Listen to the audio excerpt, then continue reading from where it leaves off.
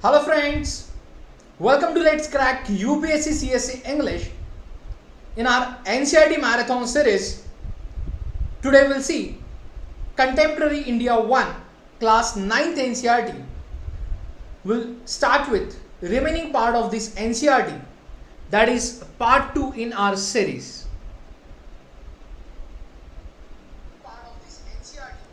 Yes. So I hope all of you revised what we have covered in last part. So let's start today's session. Before that, it's my pleasure to welcome you all on Unacademy, India's largest learning platform. It's me, Rushikesh Inamdar, guiding UPSC aspirants from last 8 years. You can follow me on Unacademy.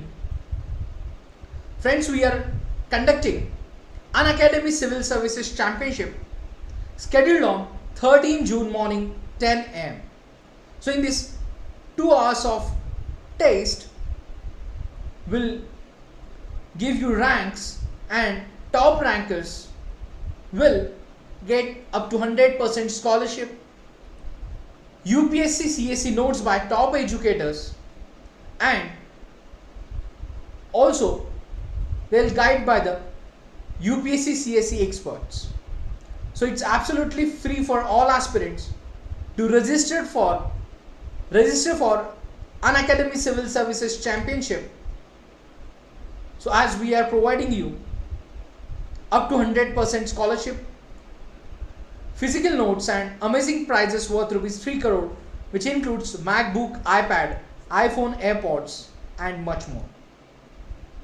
So friends, and top rankers guided by the experts of UPSC CSE, including serving and ex-bureaucrats. Now, here is another program where those aspirants will go with minimum 2 years of iconic subscription. First 100 aspirants will eligible to get one-on-one personal mentoring by top educators. Those aspirants facing financial challenges, Unacademy is providing no cost EMI benefit, which means loan for UPSC subscription on our platform. Yes, and those aspirants will go with minimum 1 year of subscription. They'll get 20 books of UPSC CSE, which prepared by or created by best UPSC experts. We are providing iconic and plus subscription. So those aspirants pursuing their graduation or after their 12th examination, planning to start their preparation for civil services, they can go with iconic subscription. Now in this iconic subscription, aspirants will get all the benefits of plus course like live classes, structured courses, unlimited access for live and recorded classes, and weekly test. Sorry. Along with that, in iconic subscription you will get additional features like personal guidance, study planner, study material, expert guidelines and test analysis.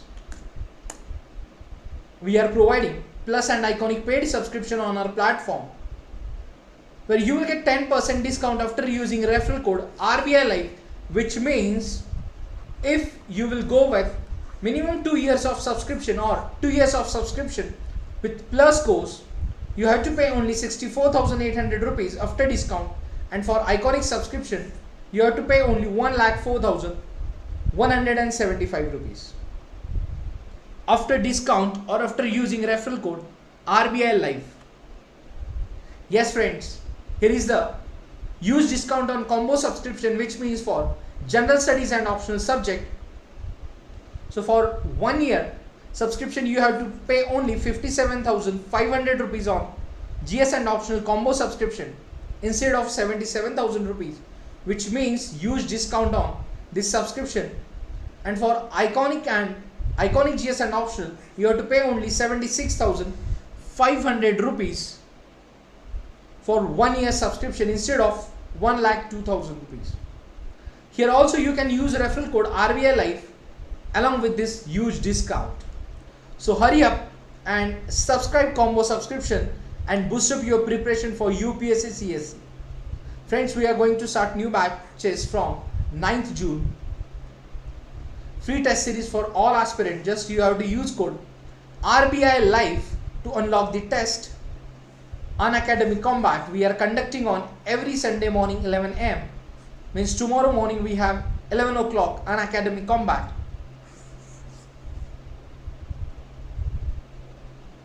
So here we go with today's marathon session.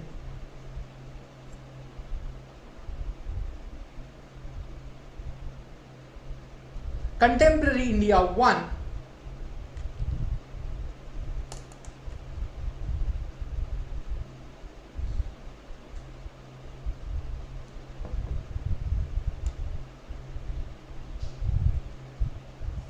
So we have covered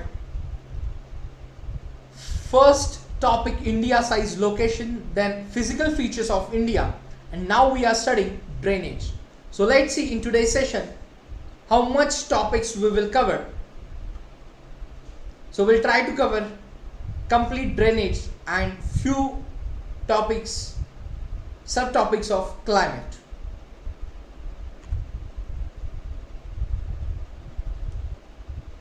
So friends, just have a recap what we have studied in our last session, that is India size and location. So as we know friends, India is one of the ancient civilizations in the world, and the country has moved forward displaying remarkable progress in the field of agriculture, industry, technology and overall economic development. If we are talking about location of the country, which is lying entirely in the northern hemisphere, the Tropic of Cancer, which divides the country into almost two equal parts,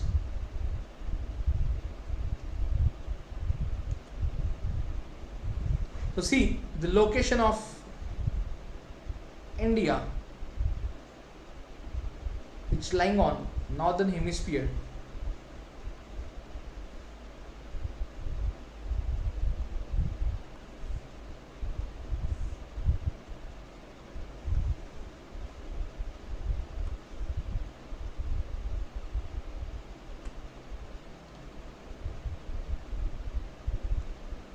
So we had discussed about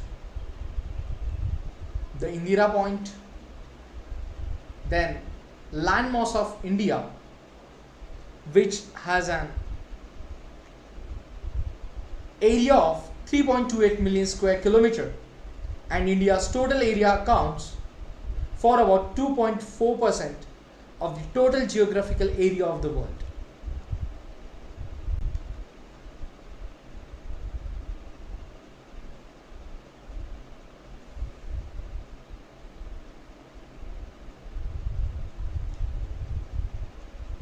So friends, India has a land boundary of about 15,200 kilometers, and the total length of the coastline of the mainland including Andaman and Nicobar and Lakshadweep is 7,516.6 kilometers.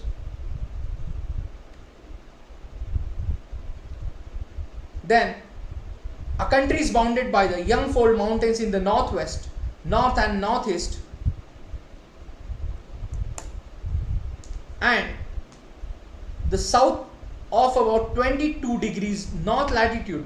It begins to taper and extend towards the Indian Ocean, which dividing it into two seas, that is the Arabian Sea on the west and the Bay of Bengal on its east.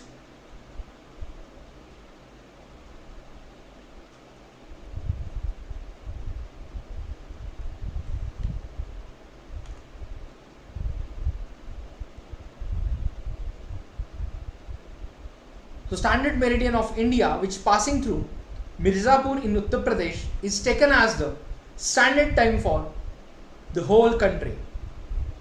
So in India, from Gujarat to Arunachal Pradesh, there is a time lag of 2 hours. Then we have covered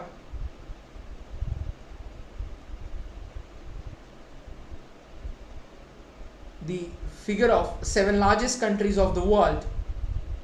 First, Russia, Canada, USA,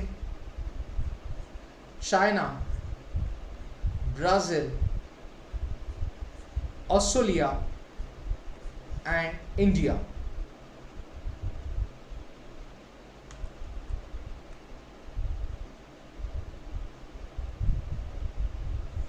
Then we have discussed about India and the world. So the Indian landmass has a central location between the East and the West Asia. So the trans-Indian ocean routes which connect the countries of Europe in the west and the countries of East Asia, so which provide a strategic central location to India. So India contacts with the world have continued through ages, but her relationships through the land route are much older than her maritime contacts. So this is the international highway of trade and commerce. We have discussed about Suez Canal.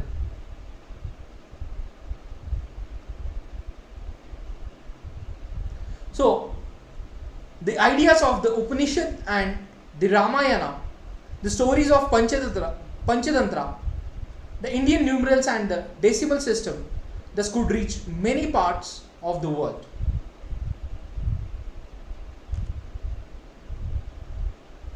Then we have studied about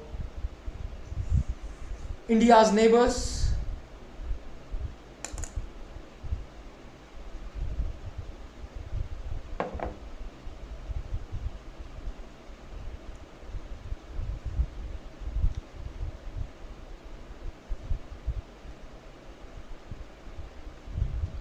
So as we occupies an important strategic position in South Asia, India has 28 states and 8 union territories. So India shares its land boundaries with Pakistan and Afghanistan in the northwest, China, that is Tibet, Nepal and Bhutan in the north, and Myanmar and Bangladesh in the east.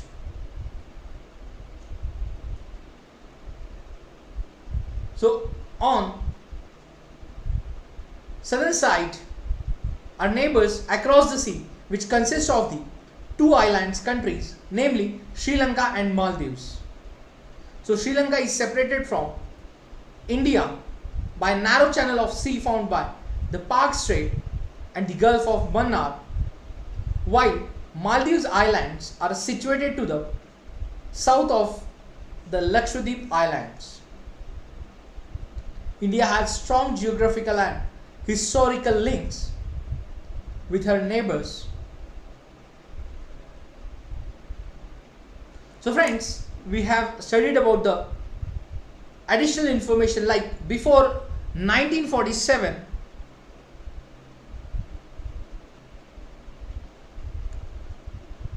there were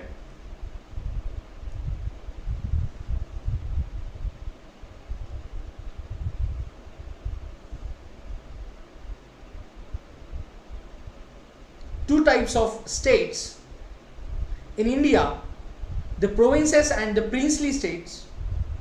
So provinces were ruled directly by British officials who were appointed by the Viceroy, and princely states were ruled by local hereditary rulers who acknowledged sovereignty in return for local autonomy.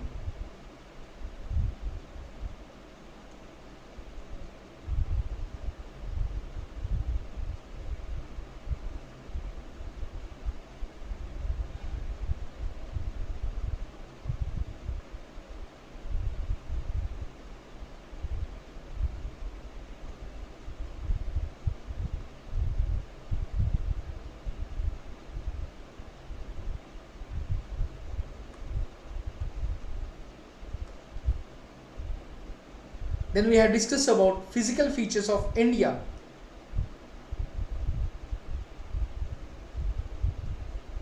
So the land of India displays great physical variation, where geologically the peninsular plateau consists one of the ancient land masses on the earth's surface. So it was supposed to be one of the most stable land blocks, and the Himalayas and the northern plains are the most recent landforms.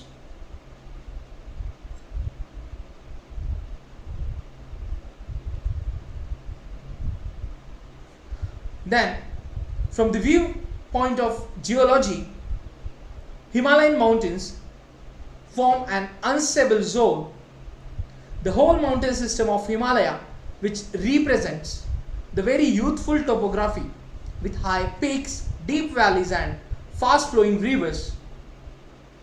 The northern plains are formed of alluvial deposits, and the peninsular plateau is composed of igneous and metamorphic rocks with gently rising hills and wide valleys. Then we have studied about major physiographic divisions: the Himalayan mountains, the northern plains, the peninsular plateau, the Indian desert, the coastal plains and the islands. So we have studied about Himalayan mountains. So the Himalayas, geological young and structurally fold mountains which stretch over the northern borders of India, and these mountain ranges run in west-east direction from the Indus to the Brahmaputra. The Himalayas represent the loftiest and one of the most rugged mountain barriers of the world.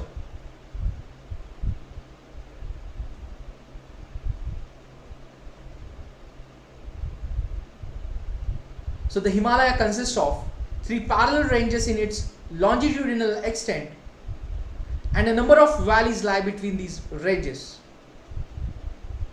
So the northernmost range is known as the Great or Inner Himalayas, or the Himadri.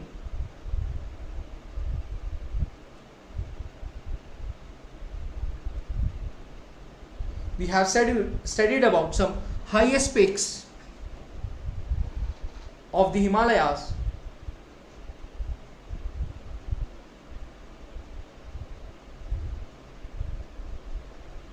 Mount Everest, Kanchenjunga, Makalu Dholagiri, Nanga Parvat, Annapurna Nanda Devi, Kamet, Namcha Barwa, Gulra, Mandata. These are the some highest peaks of the Himalayas. Then the folds of the Great Himalayas are asymmetrical in nature, and the core of this part of Himalayas is composed of granite. So it is perennially snowbound, and a number of glaciers which descend from this range. So after that, second range is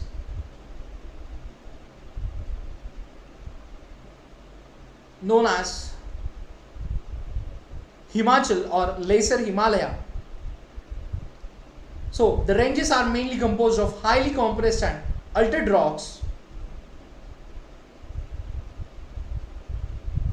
where Pir Panjal range, which forms the longest and the most important range, and the Dholadhar and the Mahabharat ranges are also important in Lesser Himalaya.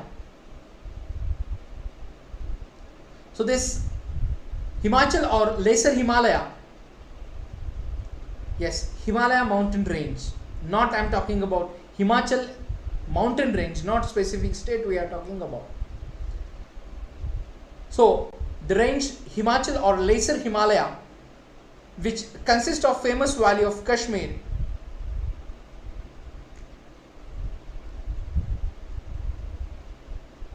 the Kangra and Kullu valley in Himachal Pradesh.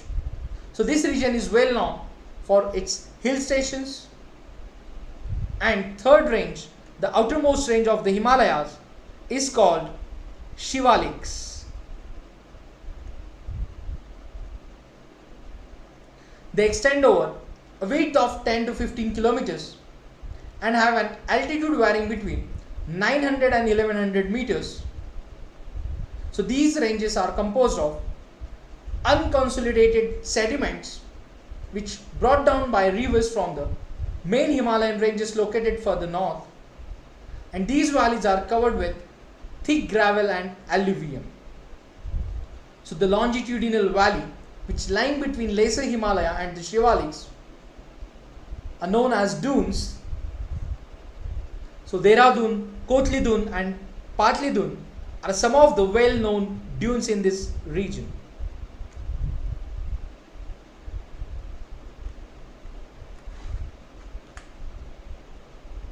We have studied about the Himalayas.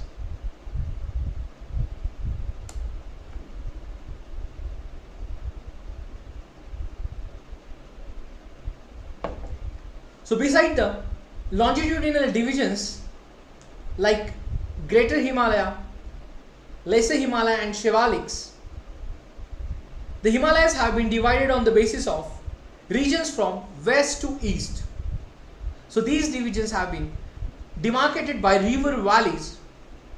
Like example, the part of Himalayas lying between Indus and Satluj river has been traditionally known as Punjab Himalaya, but it is also known regionally as Kashmir and Himachal Himalaya from west to east respectively. So the part of Himalaya lying between Satluj and Kali rivers is known as Kumaon Himalayas, and the Kali and Tista rivers demark the Nepal Himalayas, and the part lying between Tista and Dihang rivers is known as Assam Himalayas. So there are regional names also in these broad categories.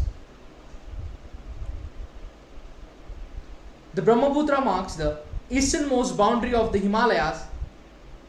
Beyond the Dihang Gorge, the Himalayas bend sharply to the south and spread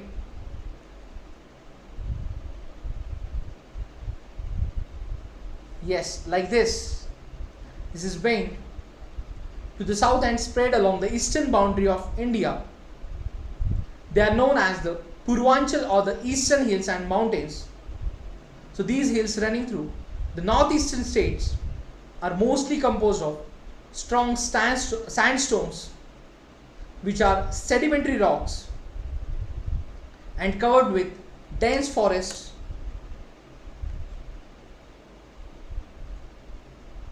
They mostly run as parallel ranges and valleys, and the Purvanchal comprises the Patkai hills, the Naga hills and the Manipur hills and the Mizo hills.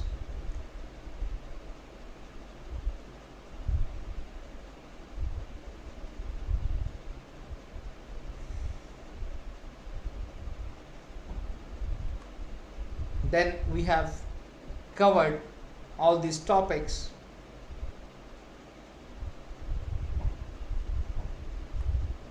Then we have discussed about the northern plain.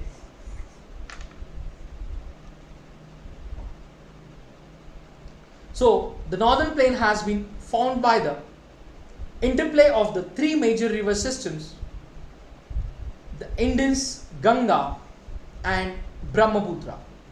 So the northern plain is formed due to these three rivers and with their tributaries.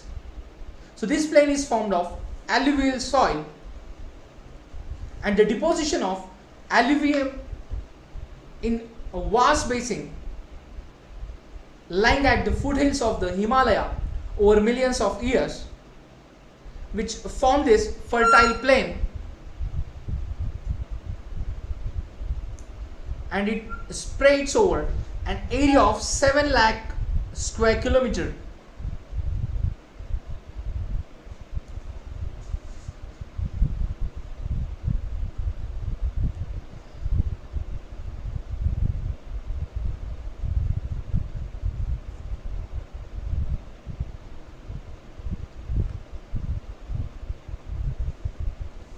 So basically it spreads over an area of 7 lakh square kilometer, and the plain being about 2400 kilometer long and 240 to 320 kilometer broad, which is densely populated physiographic division. So with a rich soil cover which combined with adequate water supply and favorable climate, it is agriculturally a productive part of India.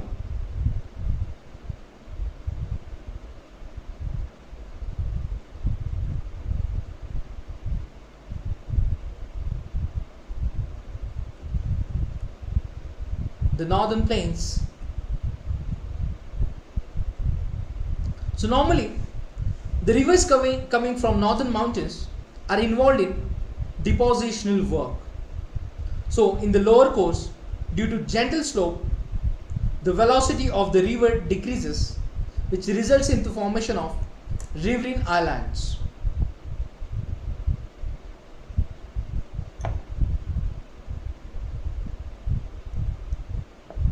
So the rivers in their lower course split into numerous channels due to the deposition of silt, and these channels are known as distributaries.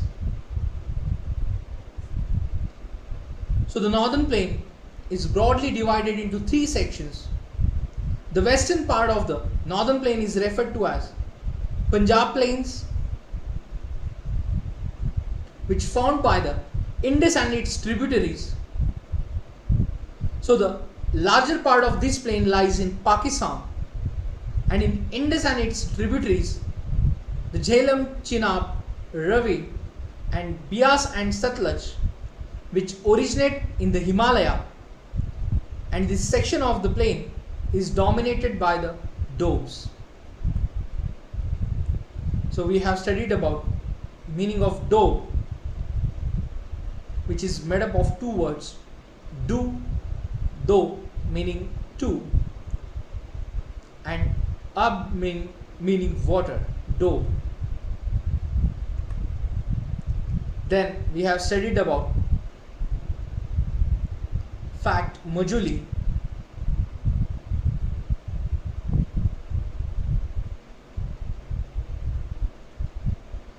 which is in the Brahmaputra river, is the largest inhabited riverine islands in the world. Then we have studied about the Ganga plain, which extends between Ghaggar and Teesta rivers. It spreads over the states of North India like Haryana, Delhi, Uttar Pradesh, Bihar, partly Jharkhand and West Bengal to its east, and particularly in Assam lies the Brahmaputra plain. Now, the northern plains are generally described as flat land with no variations in its relief, but it is not true. These vast plains also have diverse relief features. So according to the variations in the relief features, the northern plains can be divided into 4 regions.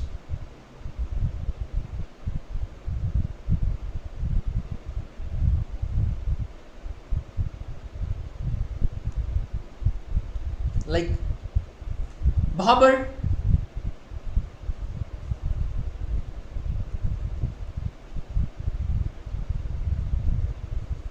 then Terai,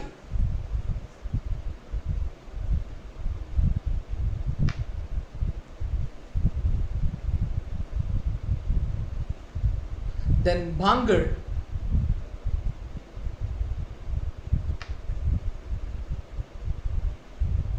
and Khadar.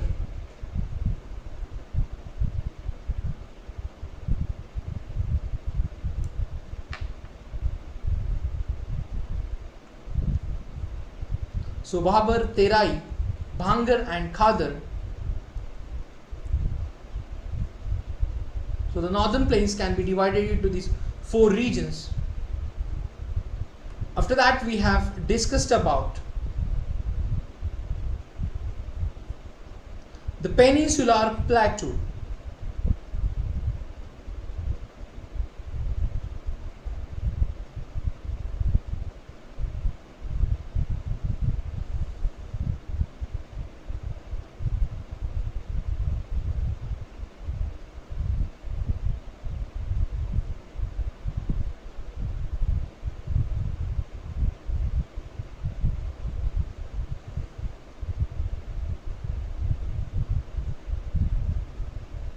The Peninsular Plateau.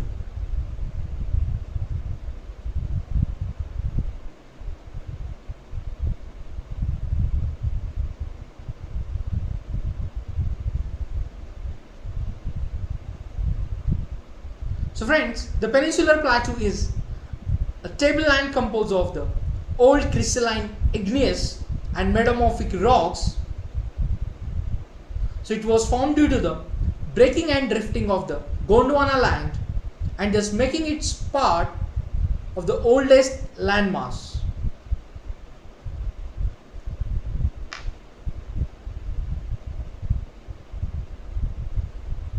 So this plateau consists of two broad divisions, namely the Central Highlands and the Deccan Plateau.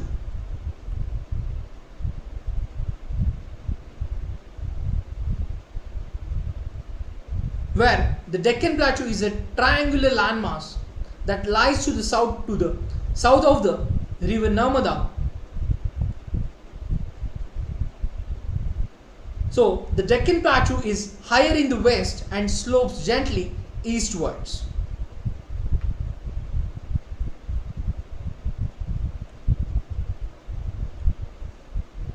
Then the Western Ghats and the Eastern Ghats, which mark the western and eastern edges of the Deccan Plateau respectively. So Western Ghats lies parallel to the western coast and they are continuous and can be crossed through passes only.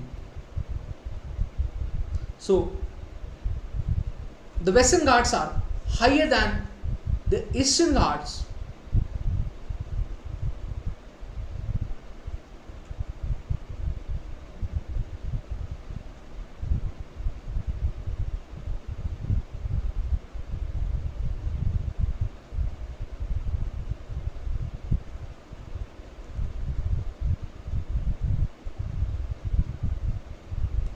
So the highest peaks, which includes Anaimudi and the Doda Beta, is in Western Ghat.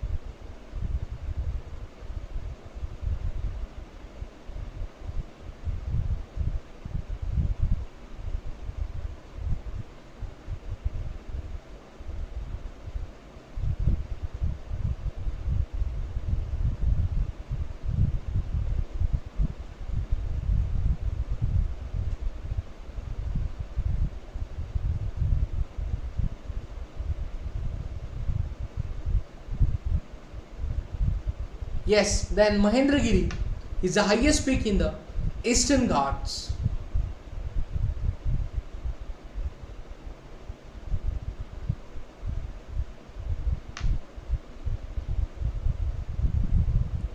Yes, Ramkumar, today we are studying about NCRT class 9th Contemporary India 1.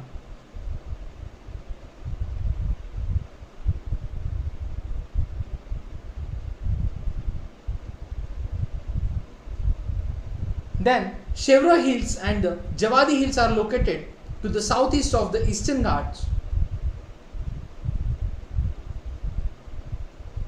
Now, one of the distinct features of the Peninsular Plateau is the black soil, which are known as Deccan Trap.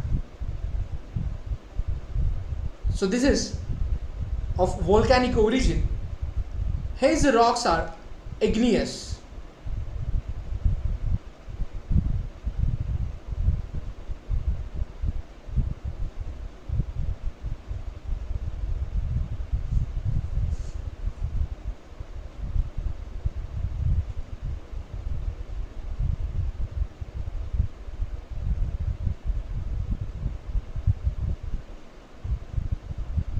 Then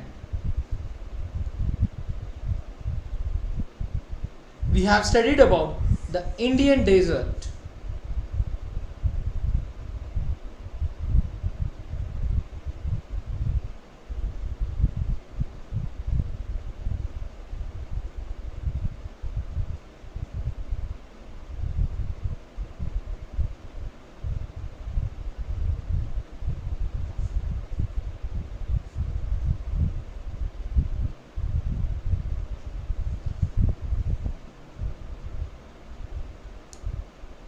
The Indian desert lies towards the western margins of the Aravalli Hills. So it is an undulating sandy plain which covered with sand dunes, and this region receives very low rainfall below 150 mm per year, and it has arid climate with low vegetation cover. Now streams appear during the rainy season, and soon after they disappear into the sand as they do not have enough water to reach the sea. So Luni is the only large river in this region.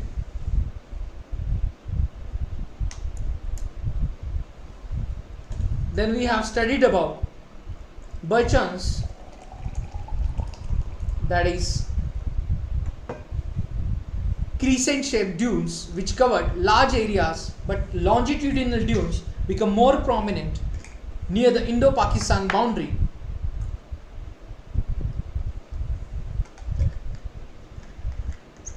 Yes, when we are visiting Jaisalmer, there are number of such dunes.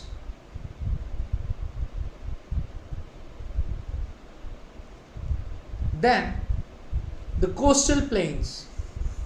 The Peninsular Plateau is flanked by stretch of narrow coastal strips which running along the Arabian Sea on the west and the Bay of Bengal on the east.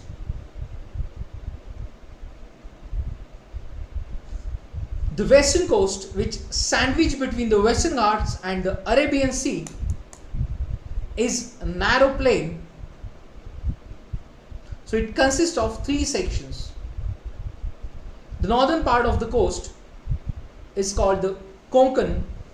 The central stretch is called the Kannada plain, and the south stretch is referred to as the Malabar coast.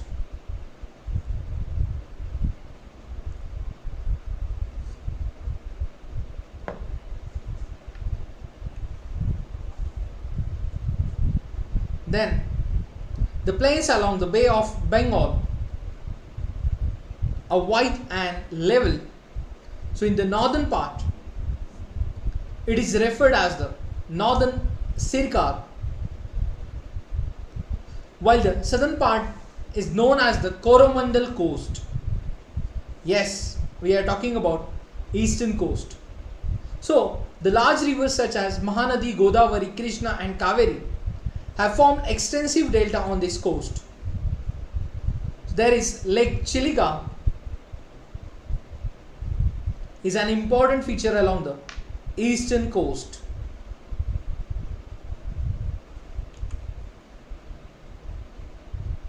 So Chilika Lake is the largest saltwater lake in India. It lies in the state of Odisha. to the south of the Mahanadi Delta. Then we have covered the islands.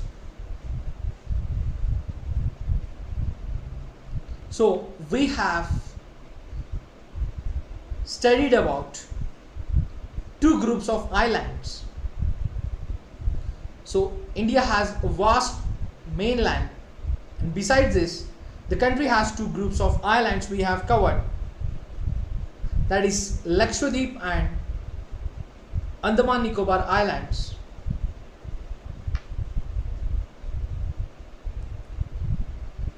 We have studied about corals. So coral polyps are short-lived microscopic organisms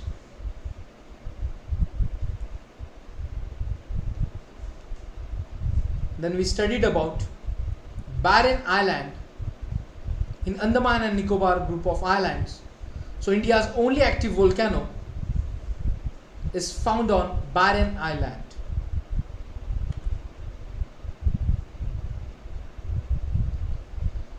So we have covered about physiographic divisions.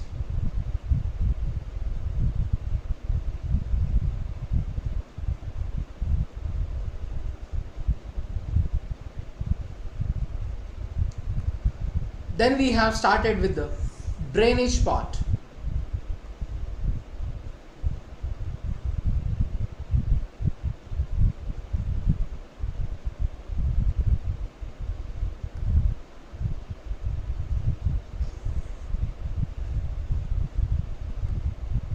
So the term drainage, which describes the river system of an area.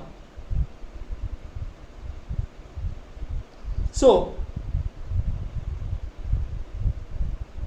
the area which drained by a single river system is called a drainage basin.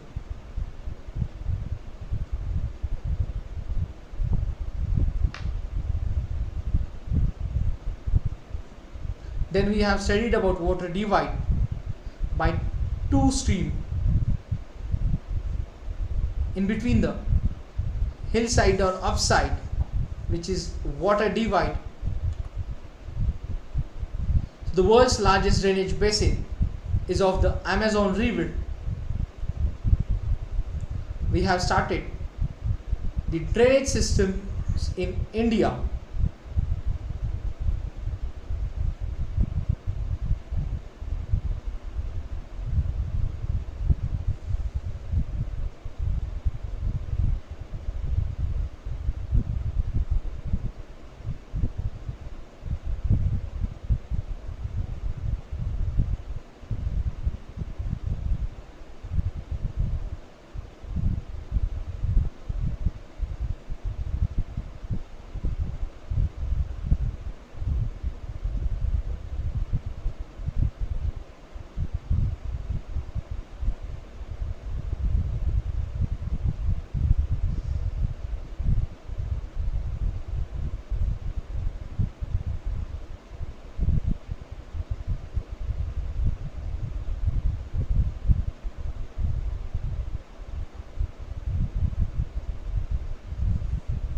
Yes, drainage systems in India.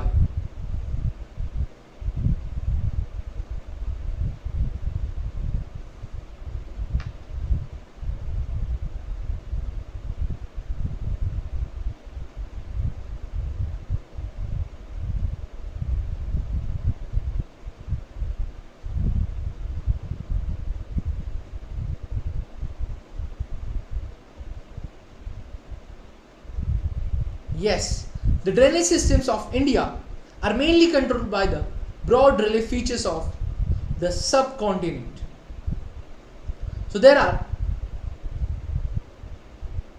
two major groups of Indian rivers, like Himalayan rivers and the Peninsular rivers. So where we have started with Himalayan rivers.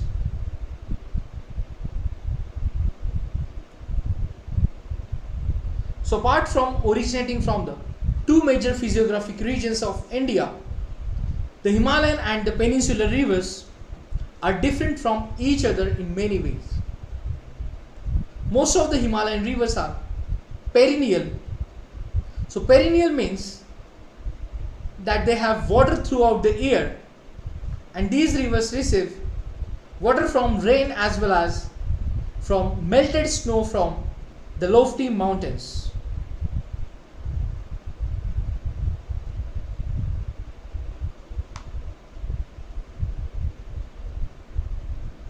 Yes.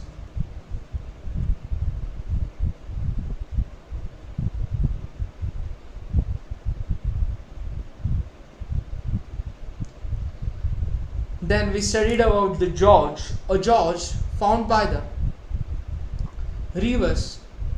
So two major Himalayan rivers, the Indus and Brahmaputra, which originate from the north of the mountain range.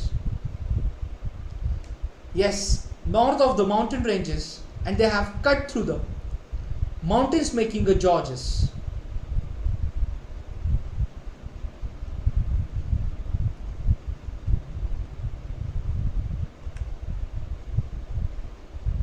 So the cut through the mountains form a gorge by Himalayan rivers. So the Himalayan rivers have long courses from their source to the sea.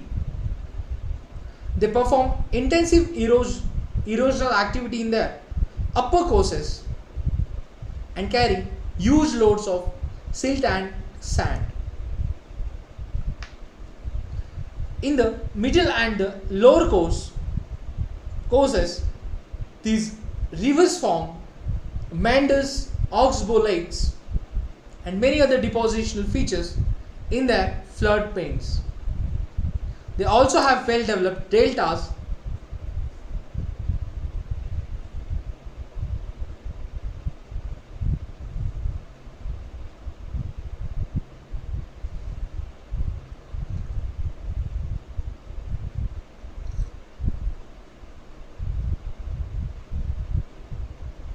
diagrams showing the source of river, upper course, middle course, lower course, where the meander, oxbow lake and delta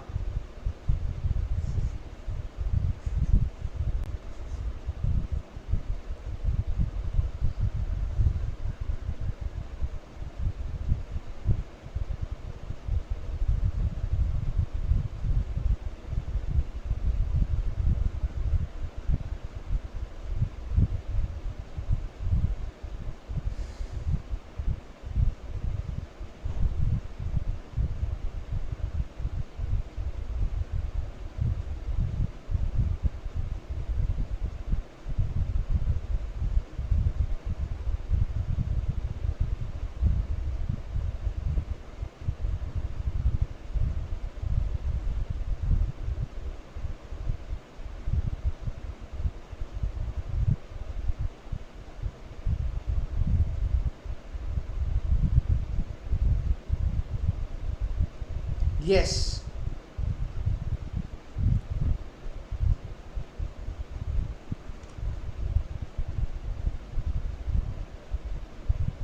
Now, after the Himalayan rivers, a large number of peninsular rivers are seasonal,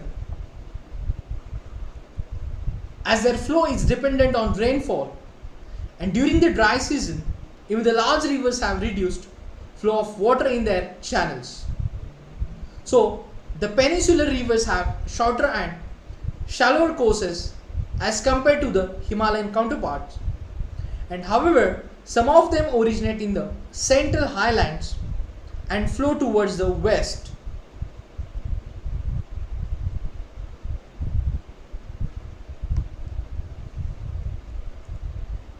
So, most of the rivers of peninsular India originate in the Western Ghats and flow towards the Bay of Bengal. Then we have covered the Himalayan rivers. We have started with the Himalayan rivers and we have covered the Indus river system. So friends, the major Himalayan rivers are the Indus, Ganga and Brahmaputra. These rivers are long and are joined by many large and important tributaries. So a river along with its tributaries may call a river system. a river along with its tributaries may call a river system. The Indus River System. The river Indus rises in Tibet near Lake Mansarovar, which flowing west enters India in Ladakh. So it forms a picturesque gorge in this part. So several tributaries like the Jaskar, the Nubra and Shok and Hunza, which join it in the Kashmir region. So the Indus flows through the Baltistan and Gilgit and emerges from the mountains at Atok. The Satluj, Bias, Ravi, Chenab and Jhelum join together to enter the Indus near Mithankot in Pakistan. So the Indus River System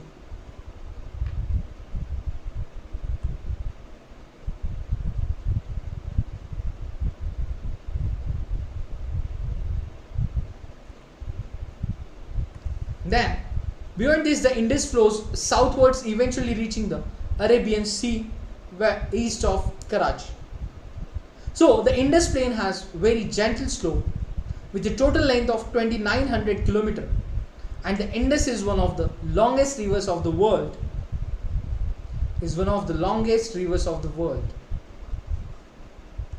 So, little over a third of the Indus basin is located in India, Ladakh, Jammu Kashmir, Himachal Pradesh and Punjab, and the rest is in neighbor country.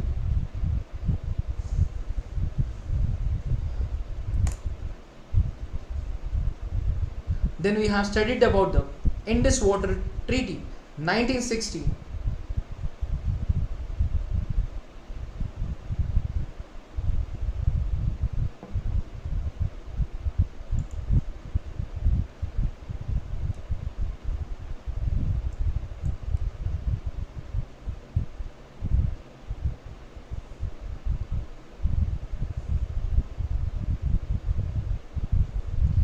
Yes. So India can use only 20% of the total water which carried by the Indus River system. So this water is used for irrigation in Punjab, Haryana and the southern and the western parts of Rajasthan. Now we'll start with the Ganga river system. Yes friends, the headwaters of the Ganga called Bhagirathi is fed by the Gangotri glacier and joined by Alaknanda at Devprayag in Uttarakhand.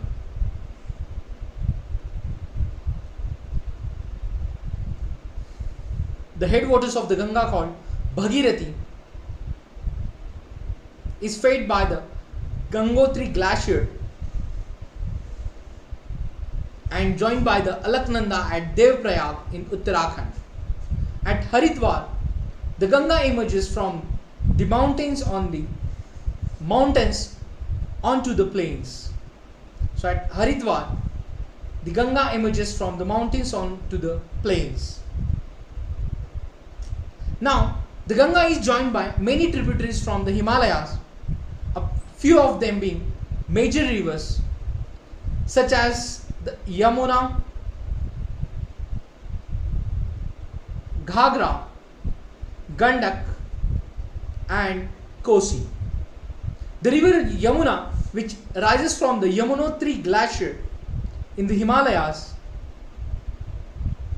it flows parallel to the Ganga and as right bank tributary meets Ganga at Allahabad. So Yamuna, which flows parallel to the Ganga and as a right bank tributary meets the Ganga at Allahabad.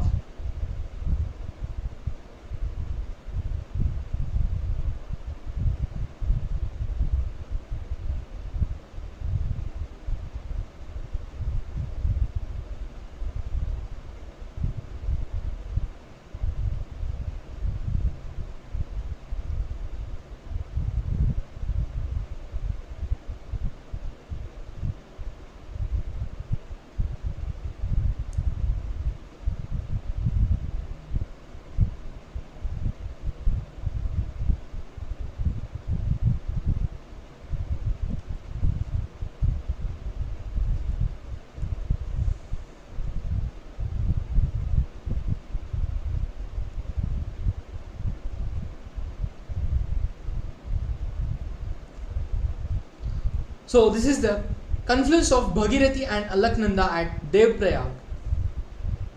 Confluence of Bhagirathi and Alaknanda at Devprayag.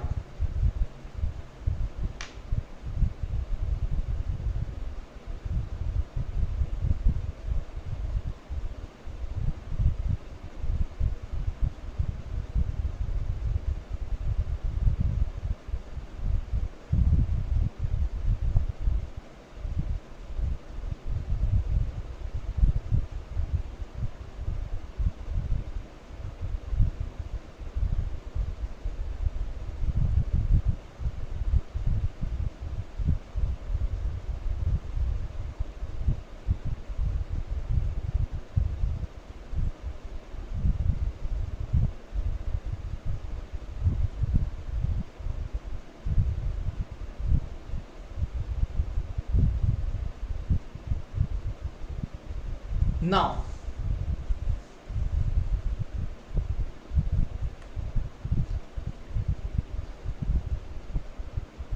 the Ghagra, the Gandak and Kosi rise in the Nepal Himalaya. They are the rivers which flood parts of the northern plains every year, causing widespread damage to life and property, whereas they enrich the soil for agricultural use. The main tributaries which come from peninsular uplands are the Chambal, Betwa and the Sun.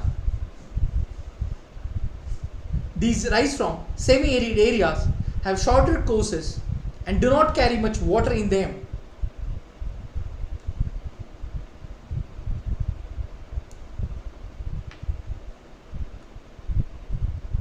So friends, the Namami Gange program is an integrated conservation the Namami Gange program is an integrated conservation mission approved as a flagship program by the Union government in June 2014 to accomplish the twin objectives of effective abatement of pollution, conservation and regeneration of the national river Ganga. So friends, as a citizen, it's our duty to reduce or keep pollution free our river systems throughout India. So, enlarged with the waters from its right and left bank tributaries, the Ganga flows eastward till Farakka in West Bengal. So this is the northernmost point of the Ganga Delta. So Farakka is the northernmost point of the Ganga Delta. The river bifurcates here. So the Bhagirathi Hooghly, a distributary, flows southwards through the deltatic plains to the Bay of Bengal, and the main stream flows southwards into Bangladesh and is joined by the Brahmaputra. So further downstream, it is known as the Meghna, and this mighty river with waters from the Ganga and the Brahmaputra, which flows into the Bay of Bengal, and the delta formed by these rivers is known as the Sundarban Delta.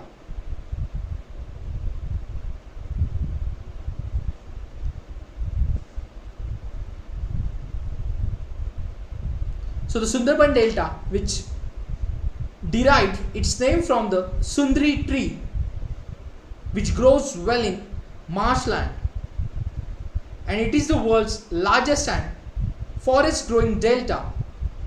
It is also the home of Royal Bengal tiger,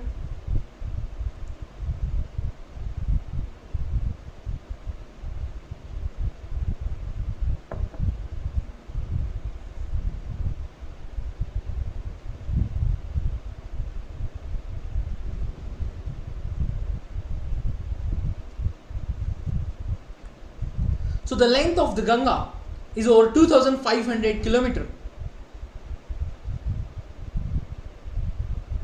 So Ambala is located on the water divide between the Indus and the Ganga river systems and the plains from Ambala to the Sundarban stretch over nearly 1800 km, but the falls into the slope is hardly 300 meters.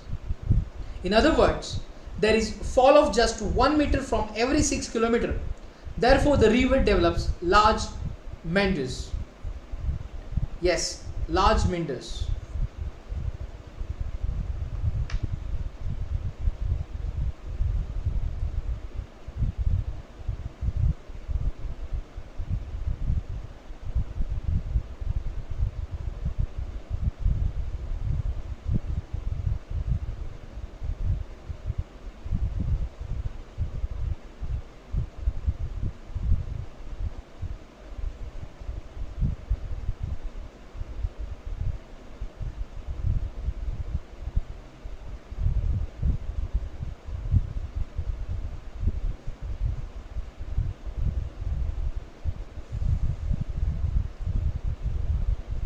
After the Ganga, we'll see the Brahmaputra river system.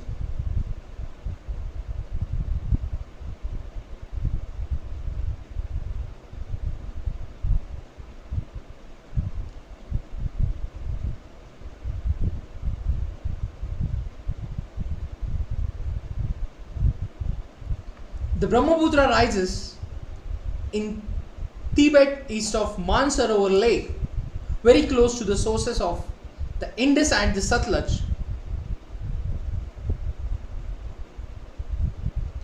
It is slightly longer than the Indus and most of its course lies outside India.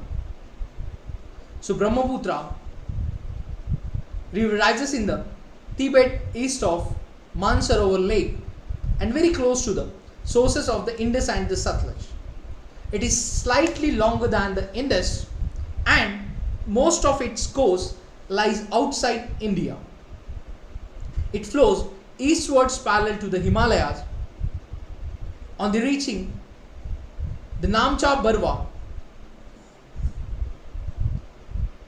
it takes U-turn and enters India in Arunachal Pradesh through a gorge. So here it is called the Dihang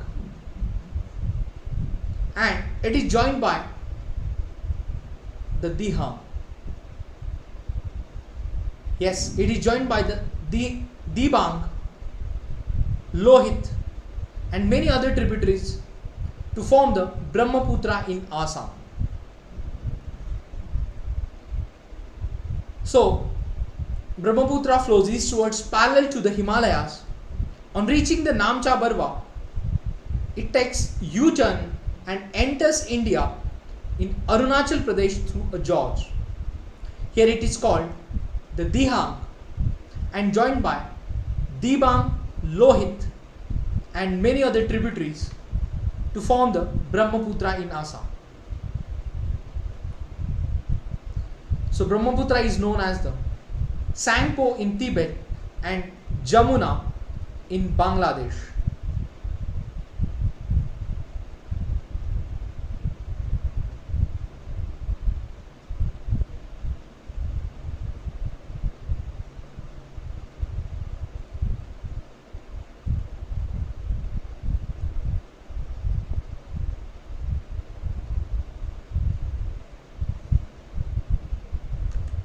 Now, in Tibet, the river carries a smaller volume of water and less silt as it is a cold and a dry area. So in India, Brahmaputra passes through a region of high rainfall and here the rivers carries a large volume of water and considerable amount of silt.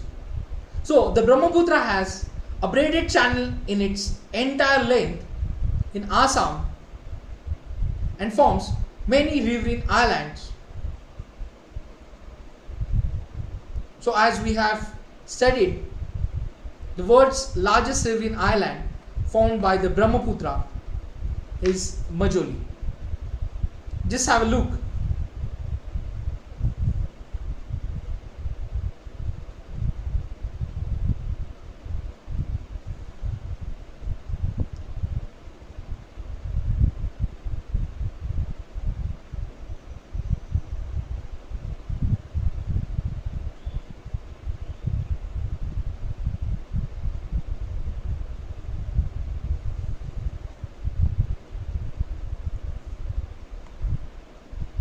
So Majoli in the Brahmaputra river is the largest inhabited riverine island in the world.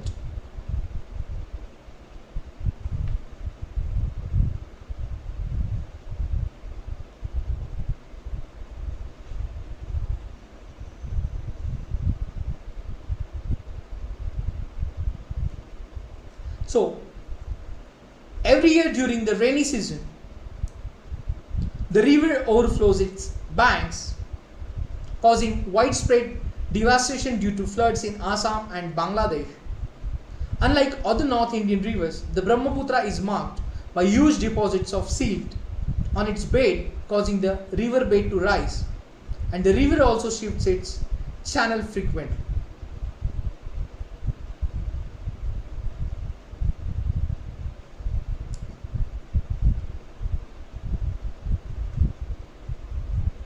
So this is the Brahmaputra river system. Now after that, after Himalayan rivers, now we'll see the peninsular rivers. So friends, the main water divide in peninsular India is found by the Western Ghats, which runs from north to south close to the western coast, and most of the major rivers of the peninsula such as the Mahanadi, Godavari, Krishna, Kaveri, which flow eastwards and drain into the Bay of Bengal. These rivers make deltas at their mouths. There are numerous small streams which flowing west of the Western Ghats.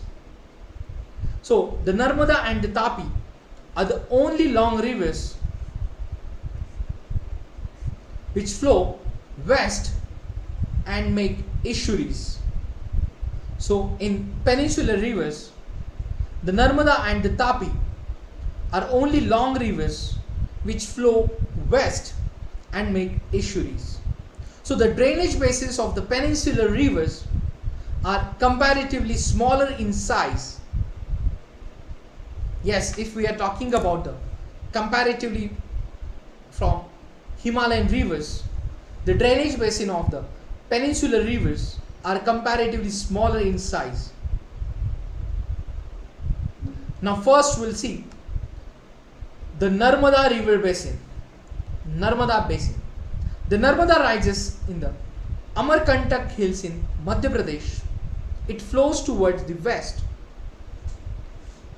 and yes, it flows towards the west in a rift valley formed due to faulting. On its way to the sea, the Narmada creates many picturesque locations. The marble rocks near Jabalpur, where the Narmada flows through a deep gorge, and Duhadar Falls, where the river plunges over steep rocks, and are some of the notable ones.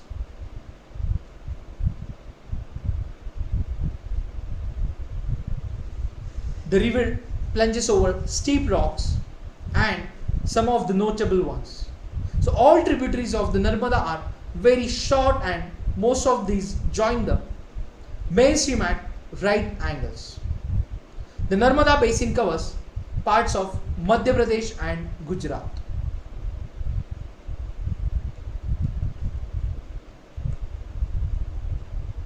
So the Narmada River Conservation Mission has been undertaken by the government of Madhya Pradesh by a scheme named Namami Devi Narmade.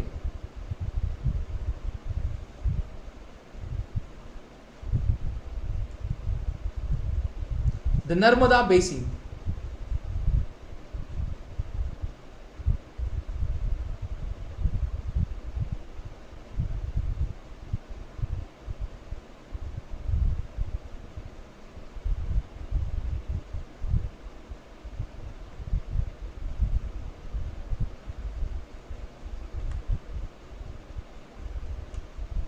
Now after the Narmada, we'll see the Tapi Basin.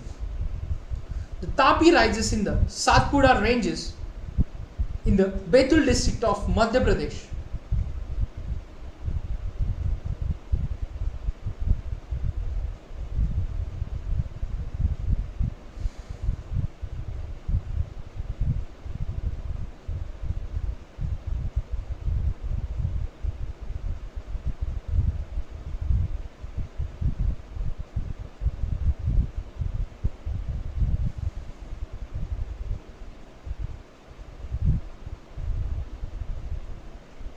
Now, the Tapi rises in the Satpura ranges in the Betul district of Madhya Pradesh. It also flows in a rift valley parallel to the Narmada, but it is much shorter in length. Its basin covers parts of Madhya Pradesh, Gujarat and Maharashtra. So the Tapi basin covers parts of Madhya Pradesh, Gujarat and Maharashtra. The coastal plains between Western Ghats and the Arabian Sea are very narrow. Hence the coastal rivers are short and the main west flowing rivers are Sabarmati, Mahi, Bharatpuzha and Periyar.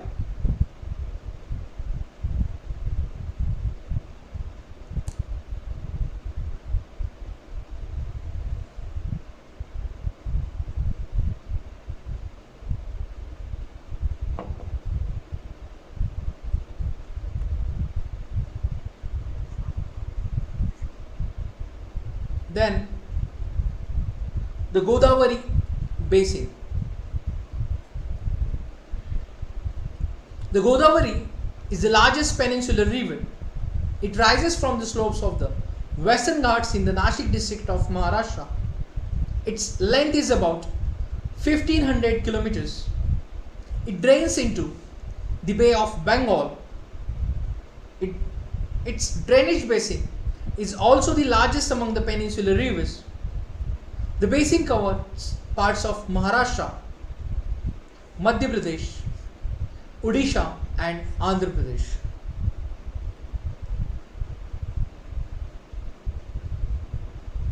The Godavari is joined by a number of tributaries such as the Purna, Vardha, Pranhita, Manjra, Vanganga, Penganga.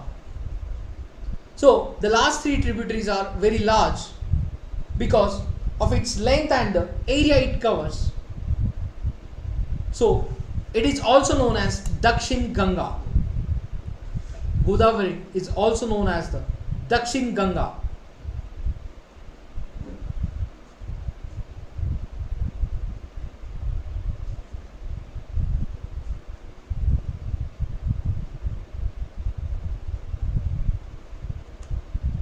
Then the Mahanadi basin.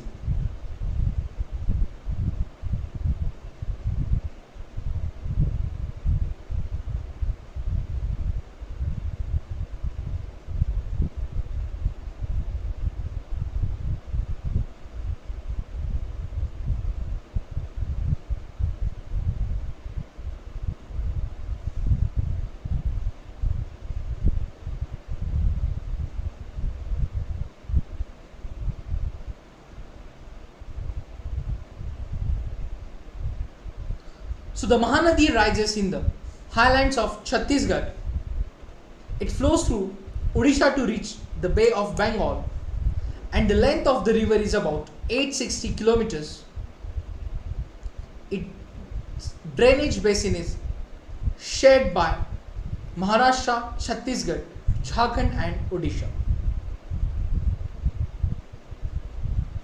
The Mahanadi rises in the highlands of Chhattisgarh.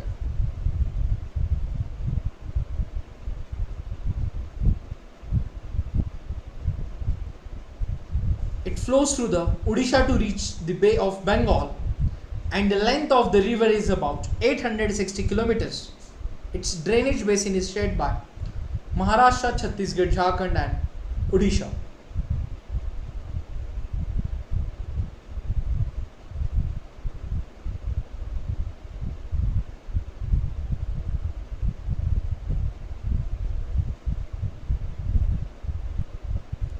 Then the Krishna basin. So the rising from the spring near Mahabaleshwar, the Krishna flows for about 1400 kilometers and reaches the Bay of Bengal.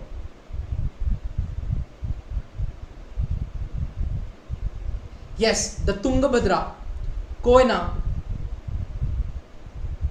Ghataprabha, Musi, Bhima are some of its tributaries.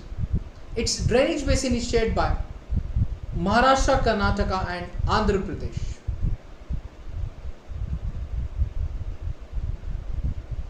the Krishna, which rising from a spring near Mahabaleshwar in Maharashtra, one of the famous hill station.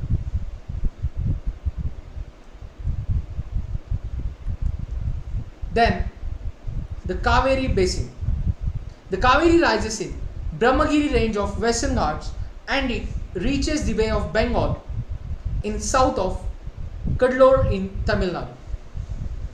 The total length of the river is about 760 kilometers. Its main tributaries are Amravati, Bhavani, Hemvati and Kabini. So its basin drains parts of Karnataka, Kerala and Tamil Nadu.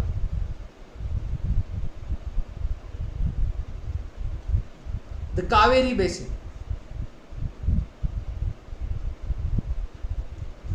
Now after that, the river Kaveri makes the second biggest waterfall in India, which known as Sivasamudram Falls.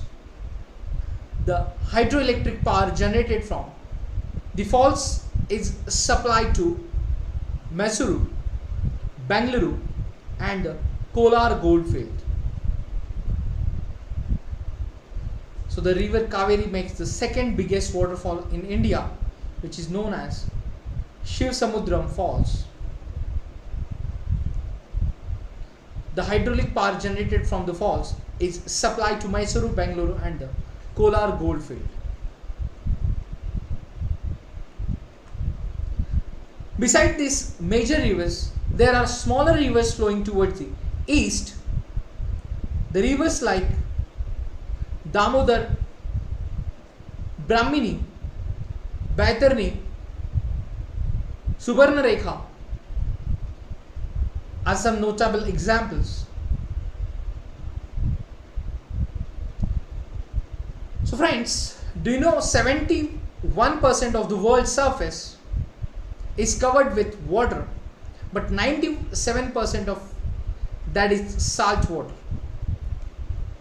Of the 3% of is available as fresh water, 3/4 of it's trapped as ice.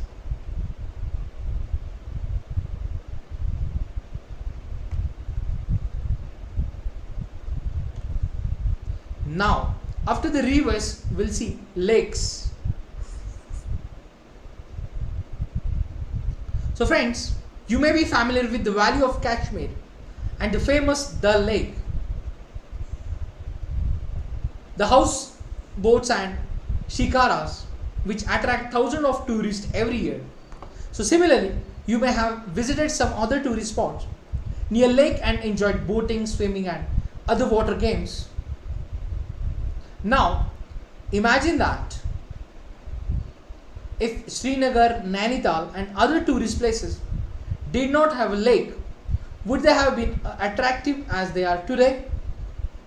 Or have you ever tried to know the importance of lakes in making a place attractive to tourists? So apart from attraction for tourists, lakes are also useful to human beings in many ways.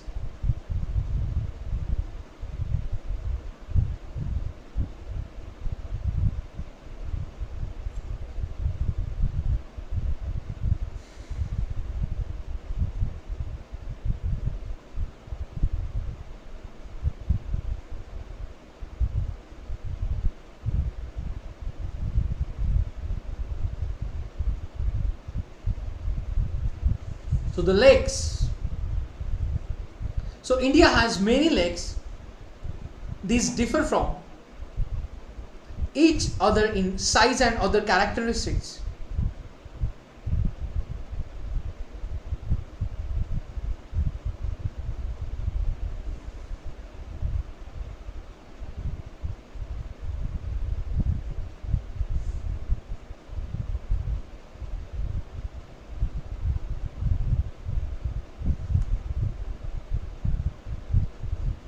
So these differ from each other in size and other characteristics. So most lakes are permanent. Some contain water only during the rainy season, like the lakes in the basins of inland drainage.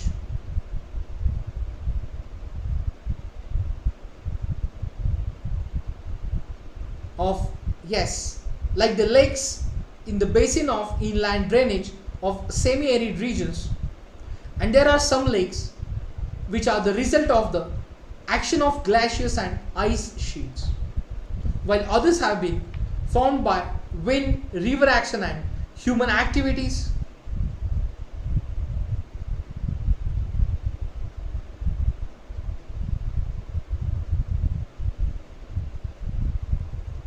Now, a meandering river across a flood plain forms cutoff that later develops into oxbow lakes. Speeds and bars form lagoons in the coastal areas.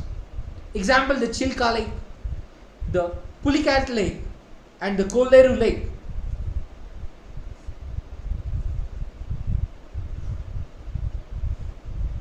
Lakes in the region of inland drainage are sometimes seasonal.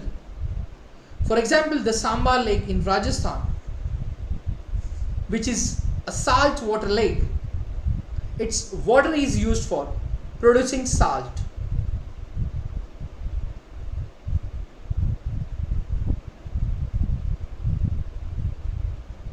So Sambar Lake in Rajasthan, which is a salt water lake, and its water is used for producing salt.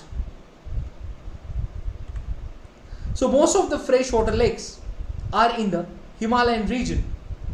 They are of glacial origin. Yes, in other words, they formed when glaciers dug out a basin and which was later filled with snow melt. The Vular Lake in Jammu and Kashmir, in contrast, is the result of tectonic activity. So Vular Lake in Jammu and Kashmir, in contrast, is the result of tectonic activity, and it is the largest freshwater lake in India.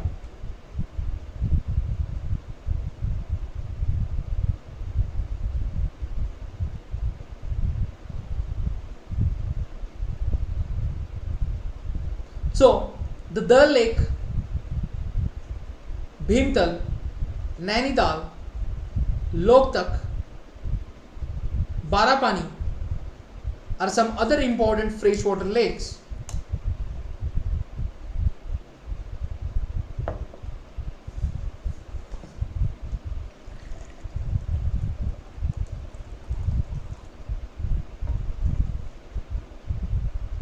Apart from natural lakes, the damming of the rivers for the generation of hydropower has also led to the formation of lakes such as Guru Gobind Sagar, that is Bhakra Nangal project,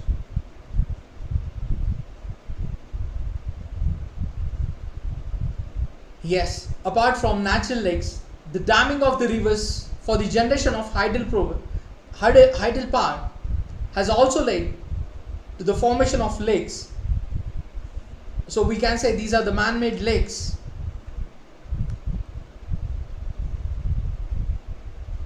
Now see the picture of Loktak Lake.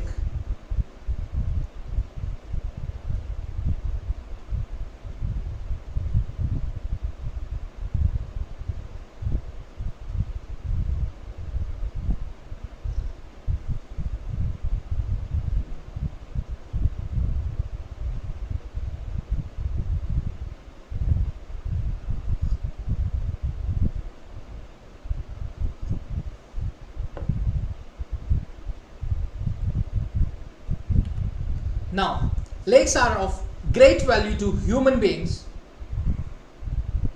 A lake helps to regulate the flow of a river. So during heavy rains, it prevents flooding, and during the dry season, it helps to maintain an even flow of water. So lakes can also be used for developing hydel power. They moderates the climate of surroundings, maintain the aquatic ecosystem, which enhance natural beauty and help develop tourism and provide recreation. So friends, I hope everyone visited nearby your places to famous lakes. There may be tourist place, hydropower project, or any other purposes they are using. So basically, lakes are also important for natural surroundings and for water systems. Now, after that we'll see role of rivers in the economy. Now friends, when we are studying any topic for our UPSC CSE, we have to interlink all these topics with all subjects, which means every topic has social, economic, environmental, political, and other many aspects. So now we'll see role of rivers in the economy. Rivers have been of fundamental importance throughout the human history. So water from rivers is a basic natural resource essential for various human activities, and therefore river banks have attracted settlers from ancient times. These settlements have now become big cities. So as we know, a number of cities settled on the rivers or the river banks. So using rivers for irrigation, navigation,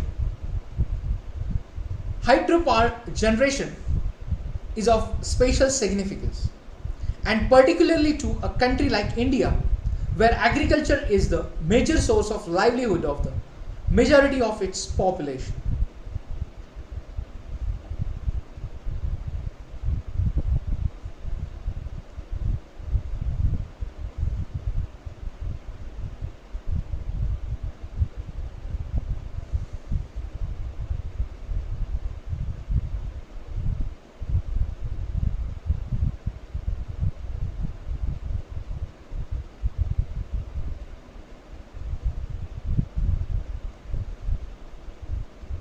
Now,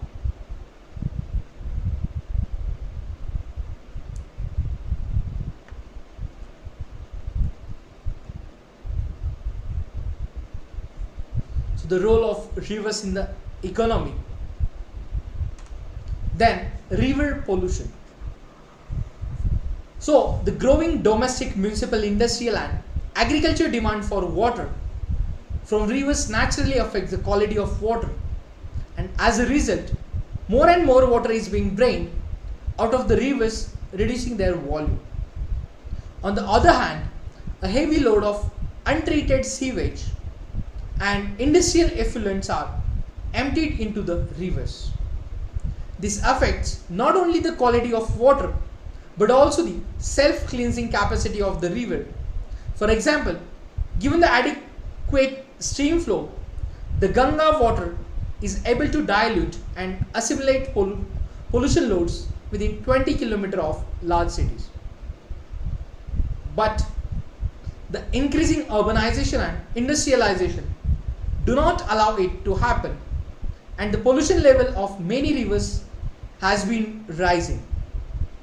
So, concern over rising pollution in our rivers, which led to the launching of various action plans to cleanse the rivers, as we have just read about two projects related to the Ganga and Narmada river.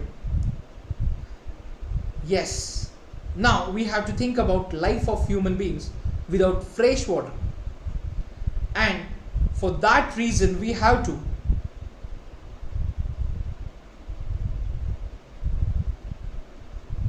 works for the reducing river pollution in our regular day-to-day steps. Yes, National River Conservation Plan, NRCP. So the river cleaning program in the country was initiated with the launching of the Ganga Action Plan in 1985,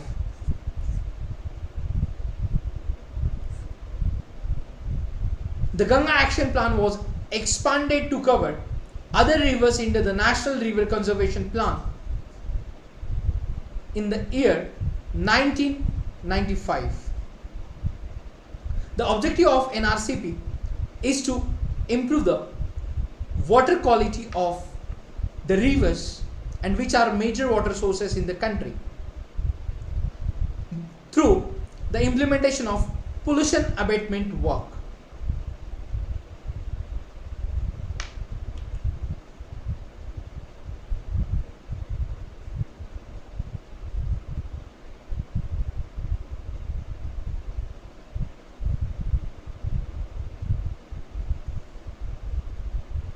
Yes, the Ganga Action Plan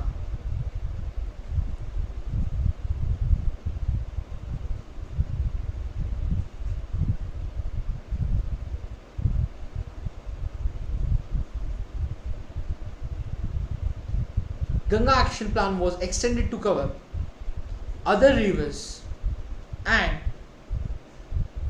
in 1995 the National River Conservation Plan NRCP was planned with the objective of the remove the water quality or to remove the water pollutants and to improve the water quality of the rivers.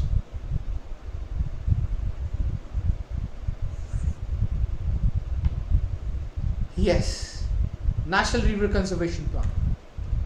So friends, that's it for drainage topic.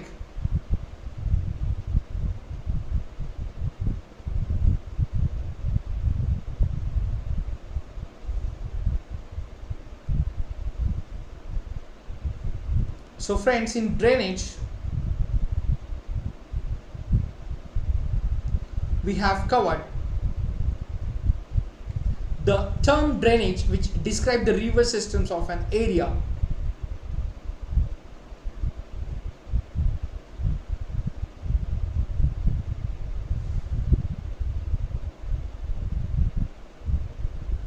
The area drained by a single river system is called a drainage basin.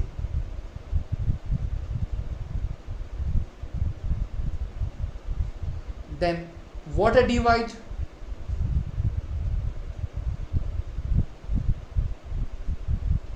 any elevated area such as mountain or upland which separate two drainage basins.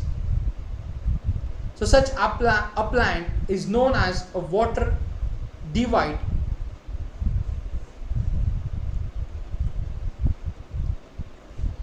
So the world's largest drainage basin is of the Amazon River. Then drainage systems in India. So the drainage systems of India are mainly controlled by the broad relief features of the subcontinent, and accordingly the Indian rivers are divided into two major groups, the Himalayan rivers and the Peninsular rivers.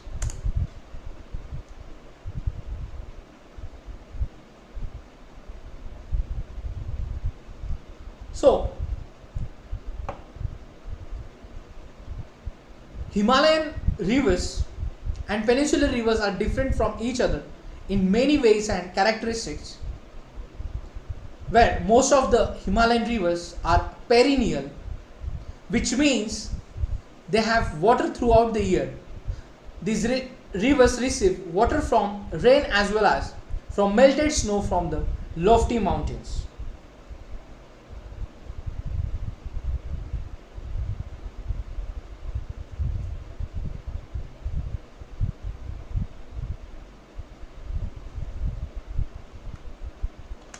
Now, so two major Himalayan rivers, Indus and Brahmaputra. So Himalayan rivers cut through the mountains and making a gorge, like Brahmaputra or Indus we have studied. They formed a gorge through mountain. The Himalayan rivers have long courses from their source to the sea. So they form upper, middle and lower course with the meander, oxbow lake and delta during their way to the sea.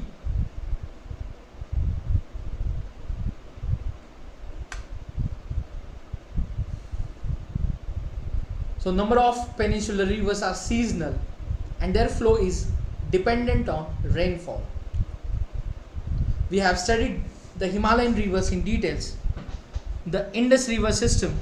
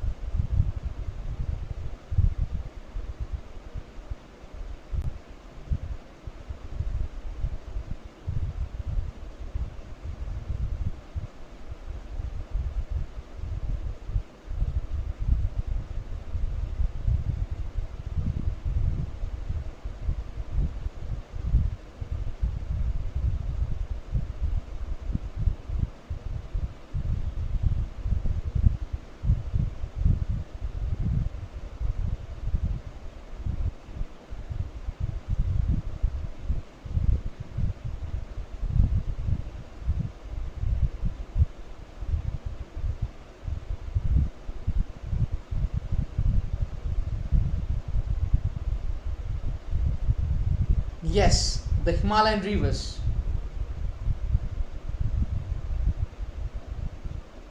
We have studied about Himalayan rivers in detail. The Indus river system. So a river along with tributaries may be called a river system. So we have studied about the Indus river system.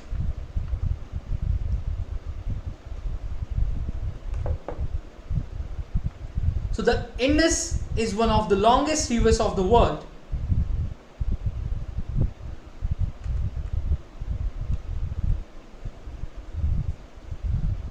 Then we have covered Ganga river system.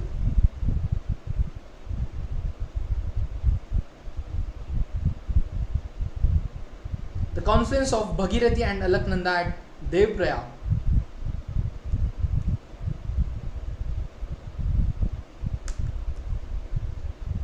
Namami Gange project or program is the integrated conservation mission approved as flagship program by Union government in the June 2014 to accomplish the twin objective of effective abatement of pollution, conservation and regeneration of the national river Ganga.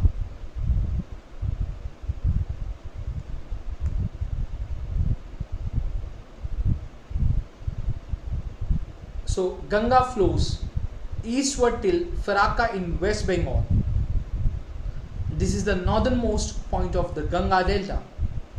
After that the river bifurcates and the Bhagirathi Hooghly, a distributary, flows southwards through a deltatic plains to the Bay of Bengal, and the main stream flows southwards into Bangladesh and is joined by the Brahmaputra. So further downstream it is known as the Meghna, and this mighty river with waters from the Ganga and the Brahmaputra which flows into the Bay of Bengal, and the delta formed by these rivers is known as the Sundarban Delta. So So the Sundarban Delta, which derived its name from the Sundri tree,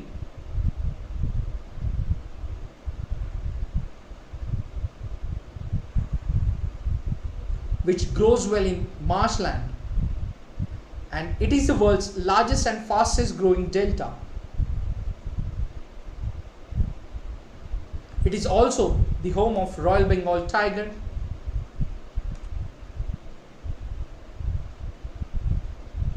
so the length of Ganga is over 2500 kilometers.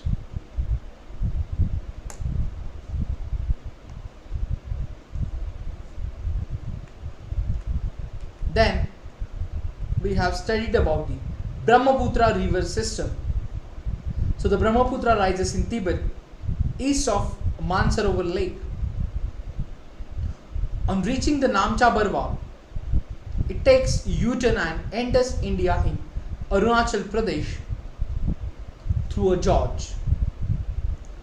So here it is called the Dihang, and it is joined by the Dibang and the Lohit and many other tributaries to form the Brahmaputra in Assam.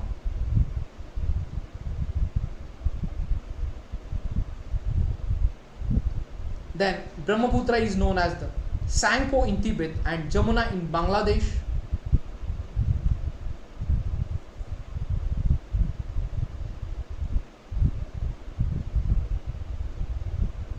In Tibet, the river carries a small volume of water and less silt, as it is cold and a dry area.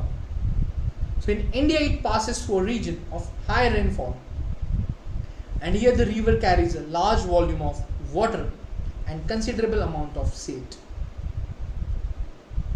So the Brahmaputra has braided channel in its entire length in Assam and forms many riverine islands. We have studied about Majuli. Then we have covered the peninsular rivers.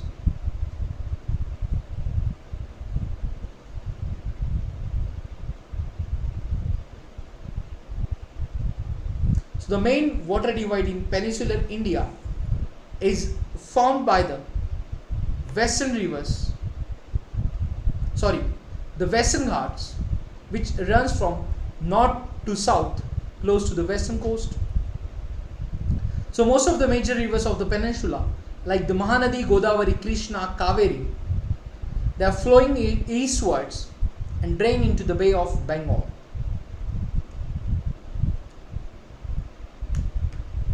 So the Narmada and Tapi are the long rivers which flow west and make estuaries. Then we have studied the Narmada basin.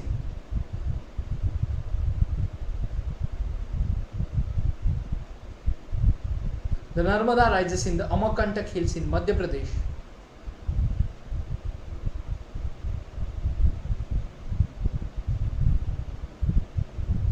Duhadar Falls are on this Narmada river.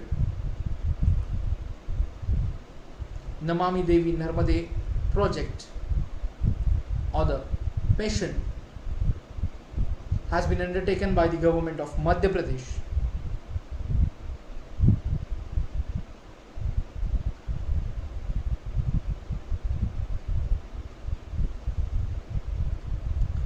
Then the Tapi basin we have studied.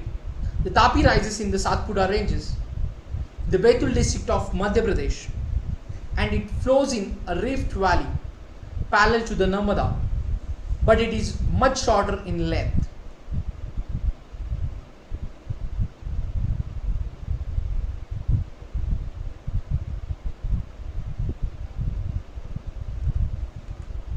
Then the Godavari basin, the Mahanadi basin,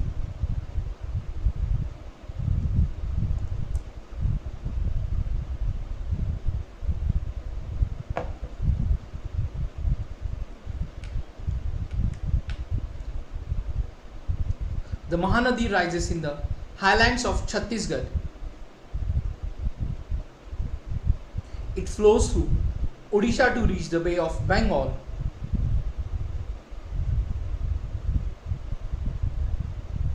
the length of the river is about 860 kilometers. So the Mahanadi basin and its drainage it's Mahanadi drainage basin is shared by Maharashtra, Chhattisgarh, Jharkhand and Odisha. Then we have studied about the Krishna basin.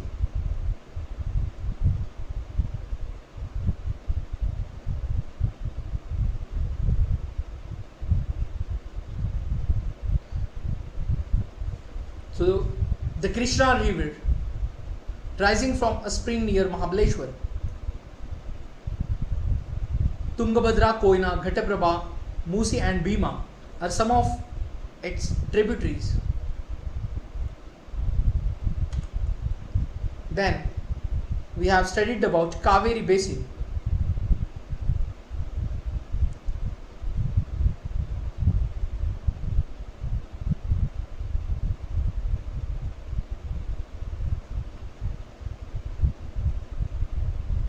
The Kaveri rises in the Brahmagiri range of the Western Ghats and it reaches the Bay of Bengal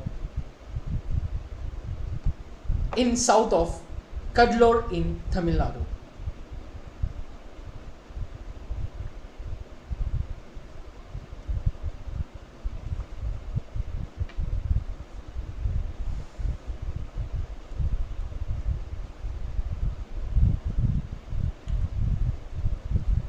So the Shiv Samudram falls it's situated on the river Kaveri, which is the second biggest waterfall in India. The hydraulic power generated from the falls is supplied to Mysuru, Bangalore and Kolar goldfield. So beside these major rivers,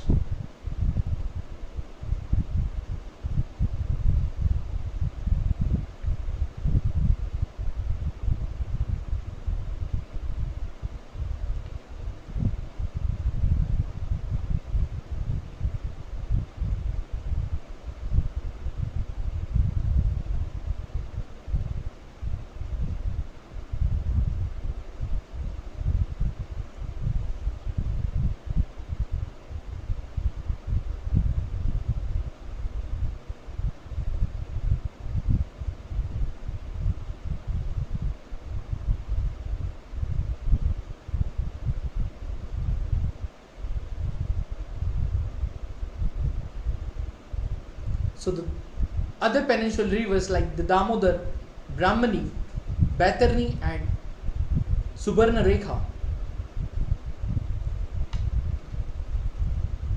Then we have studied about lakes.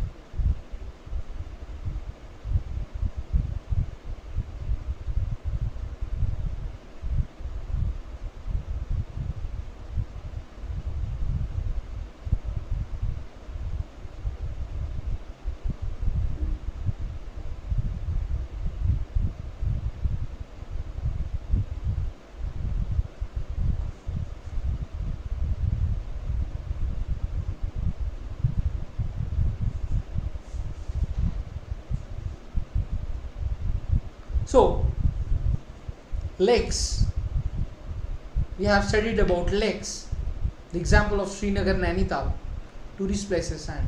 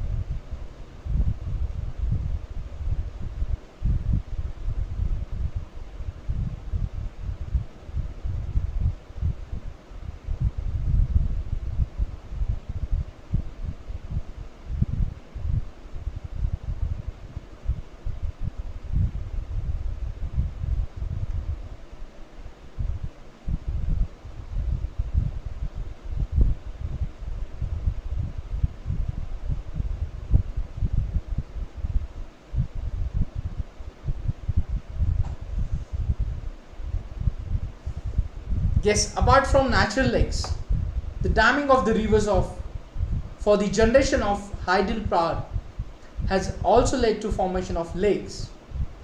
So example is Guru Govind Sagar, that is Bhakra Nangal project.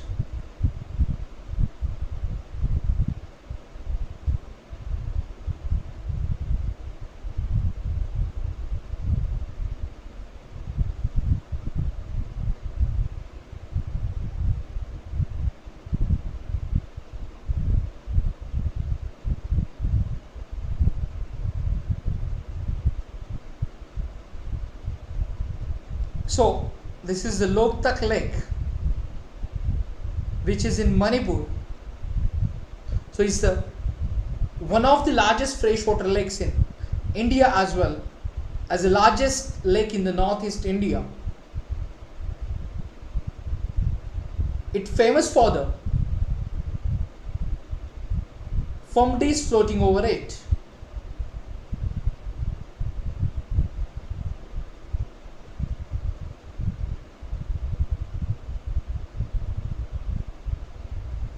Loktak. Loktak, where the lok means stream and the tak meaning the end.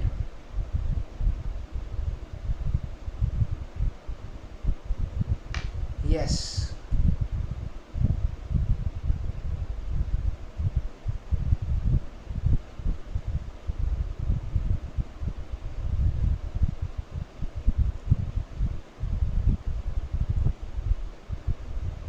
So lakes are the great value to human beings, and the lake helps regulate the flow of a river. So during heavy rains it prevents flooding, and during the dry season it helps to maintain an even flow of water. So lakes can also be used for developing hydel power.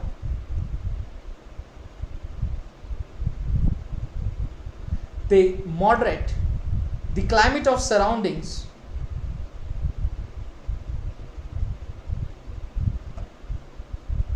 maintain the aquatic ecosystem,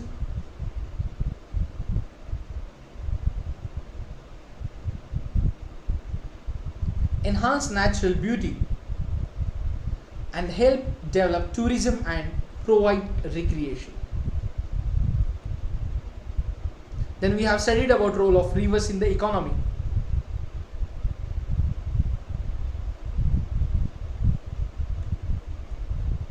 River pollution,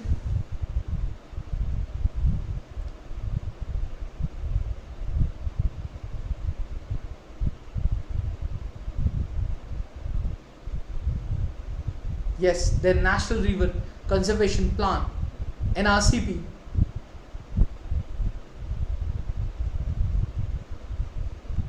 So earlier the Ganga Action Plan was launched in 1985, and after that this Ganga Action Plan,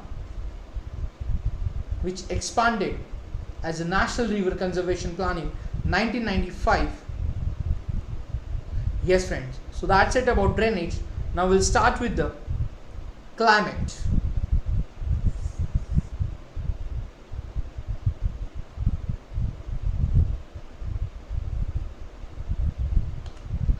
So friends, the general term climate, which refers to the sum of total weather conditions and variations over a large area of a long period of time. So weather refers to the state of atmosphere over an area at any point of time. So in last two chapters we have read about the landforms and the drainage of our country. Now these are two of the three basic elements that one learns about the natural environment of any area. Now we will learn about the third one, that is the atmospheric conditions that prevail over our country.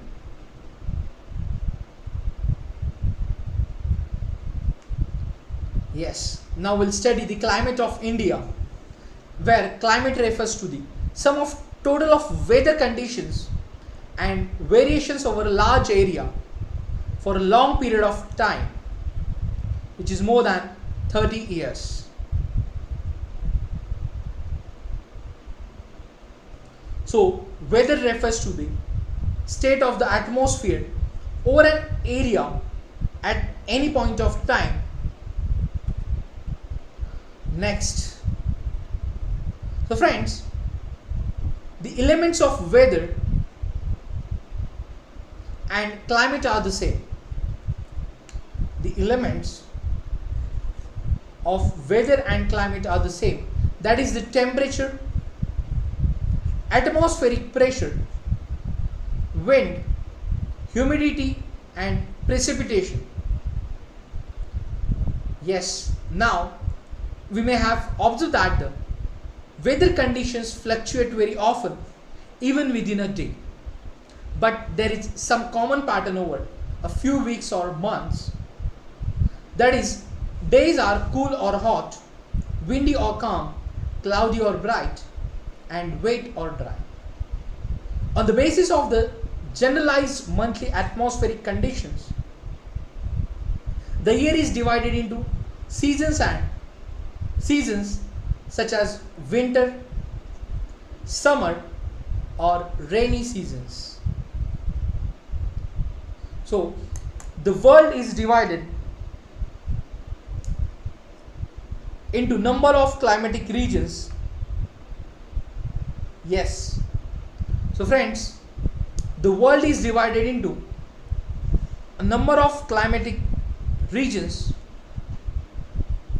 Now we will see the details, like the type of climate in India we will cover in this chapter. So friends, the word monsoon is derived from the Arabic word mosim, which literally means season.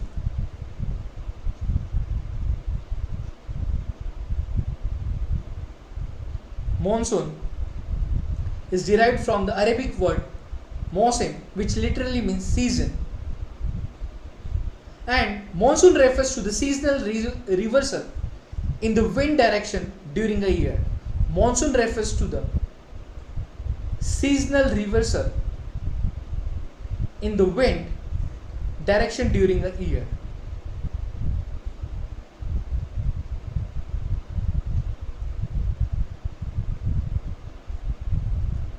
Now, the climate of India is described as monsoon type. So in Asia, this type of climate is found mainly in the south and the southeast. So this type of climate is found mainly in the south and the southeast.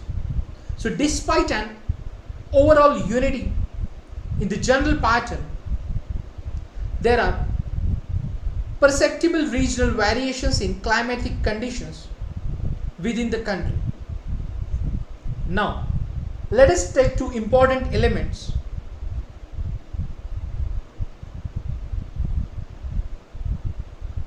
Temperature and precipitation, and examine how they vary from place to place and season to season. So in summer, the mercury occasionally touches 50 degrees Celsius in some parts of the Rajasthan desert, whereas it may be around 20 degrees Celsius in Pahalgam in Jammu and Kashmir. On a winter night, temperature in Dras in Jammu and Kashmir may be as low as minus 45 degrees Celsius, whereas Thiruvananthapuram may have temperature of 22 degrees Celsius. So now, the temperature and precipitation.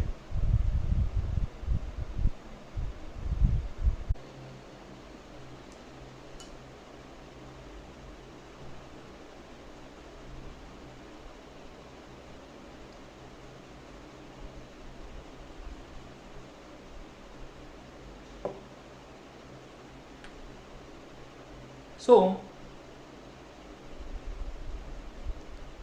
the climate of India is described as the monsoon type. So, in certain places, there is wide difference between day and night temperatures. So friends, do you know in certain places there is a wide difference between day and night temperatures? In the Thar desert, the day temperature may rise to 50 degrees Celsius and drop down to near 15 degrees Celsius the same night. And on the other hand, there is hardly any difference in day and night temperatures in the Andaman and Nicobar Islands or in Kerala.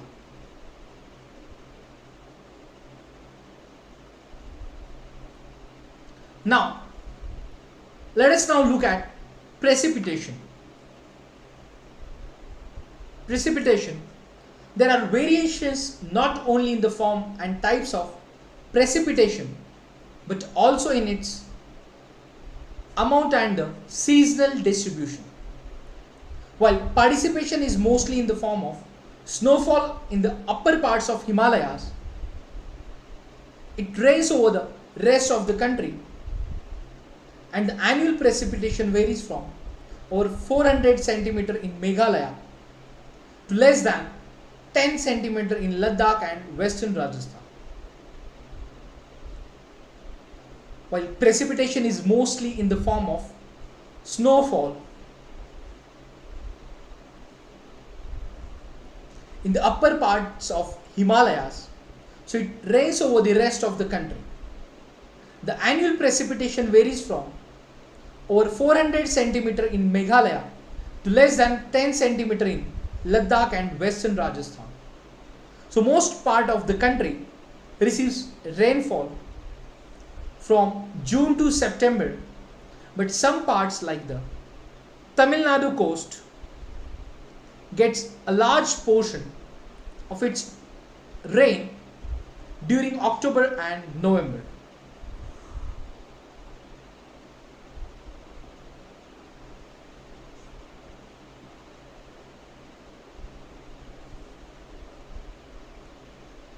Yes. So, in general, coastal areas experience less contrasts in temperature conditions. So, seasonal contrasts are more in the interior of the country. So, there is decrease in rainfall, generally from east to west in northern plains, and these variations have given rise to variety of lives of people in terms of food they eat, the clothes they wear, and also the kind of houses they live in.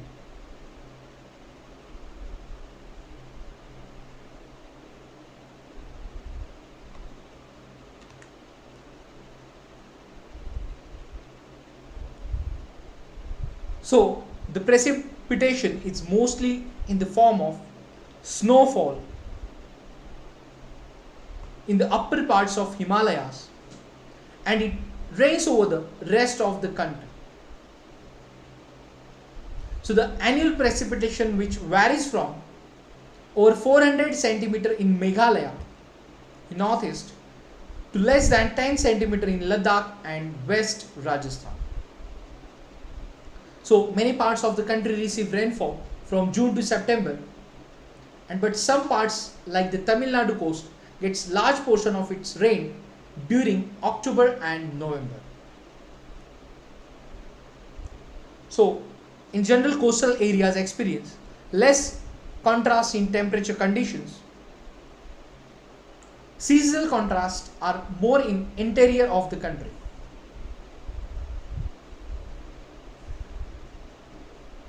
So, there is decrease in rainfall generally from east to west in the northern plains, and these variations have given rise to variety of lives of people in terms of food they eat, the clothes they wear, and also the kind of houses they are living. So overall lifestyle of the region is depend on the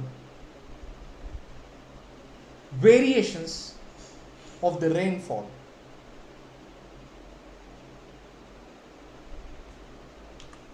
Yes, friends. So we have started with the climate.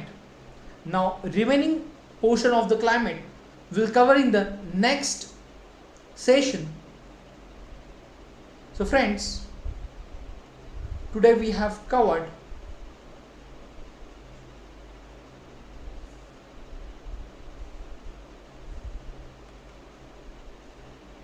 drainage complete, remaining part of drainage, and we have started climate. So now till today's session we have covered India size and location, physical features of India, drainage, and we have now started climate. So in next part we will cover remaining topics of climate, natural vegetation and wildlife, and population. So friends, that's it for today's session. See you in the next marathon series of class 9th contemporary India part 1. We will cover remaining topics. Till the time, keep revising and keep studying what we have covered. Those aspirants are planning to appear for prelims this year, they should start with the solving MCQs. Yes friends. So in climate, we have started initial part. Before that, just have a look what we have covered till the date. We have covered India size and location, location size,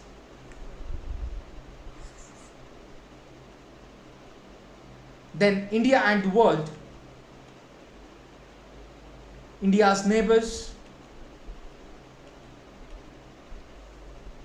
physical features of India we have covered,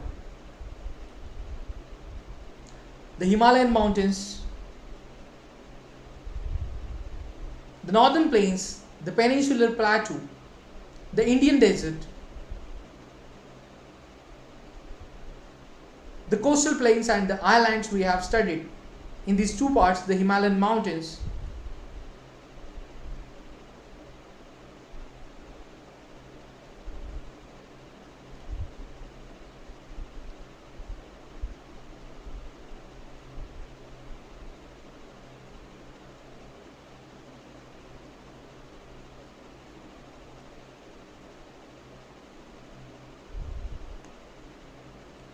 then northern plain,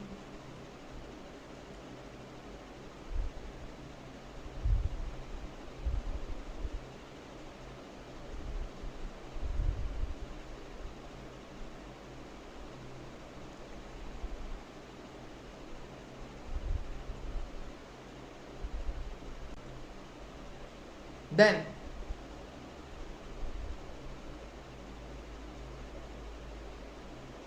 peninsular plateau,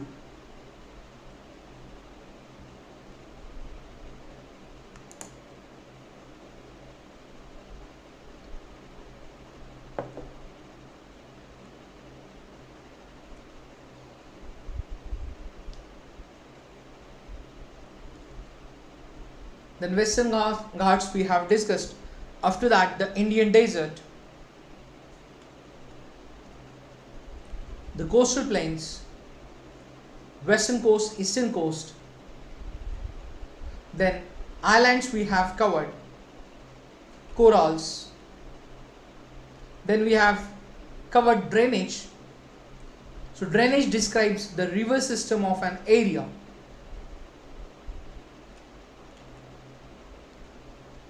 Drainage systems in India we have covered Himalayan rivers, peninsular rivers, Indus, Brahmaputra,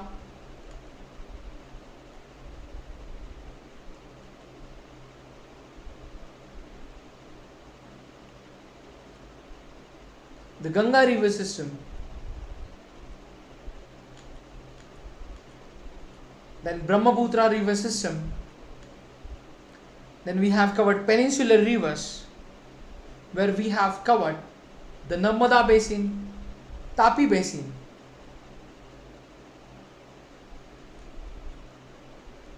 the Mahanadi basin, Krishna basin, Kaveri basin,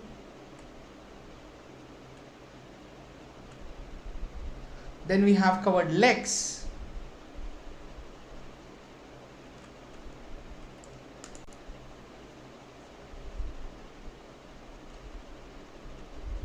Loktak Lake of Manipur, we have studied the example.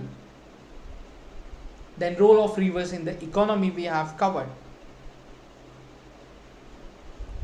River pollution, then National River Conservation Plan, NRCP, and then we have started climate. So where we just started with introduction of climate, where we had discussed about the elements of weather and climate. These are the same like temperature, atmospheric pressure, wind, humidity and precipitation. The word monsoon is derived from the Arabic word mosim, which literally means season, and the monsoon refers the seasonal reversal in the wind direction during a year. So the climate of India is described as the monsoon type.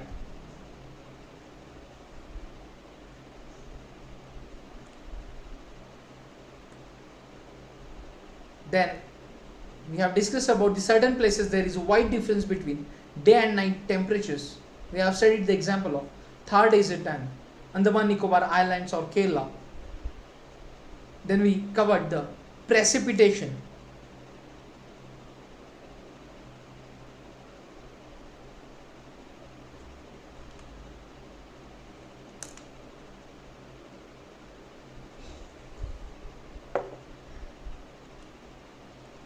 Now, remaining part we will discuss in the next part of our marathon series.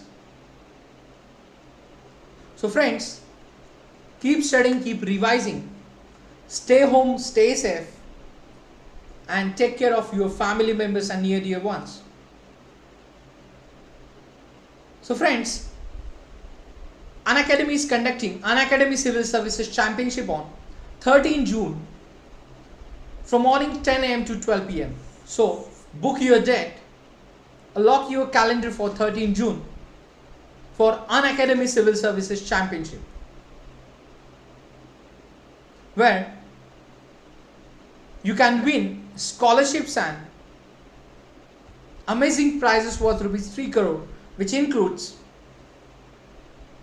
the prizes like MacBook, iPad, iPhone and AirPods, along with scholarship up to 100% and Unacademy physical notes. The top 50 rankers will get guidance from UPSC CSE mentors and experts, with serving bureaucrats, ex-bureaucrats and top educators. We are going to start new batch from 9th June. So friends, you can join our regular batches like 1 year batches and 2 year batches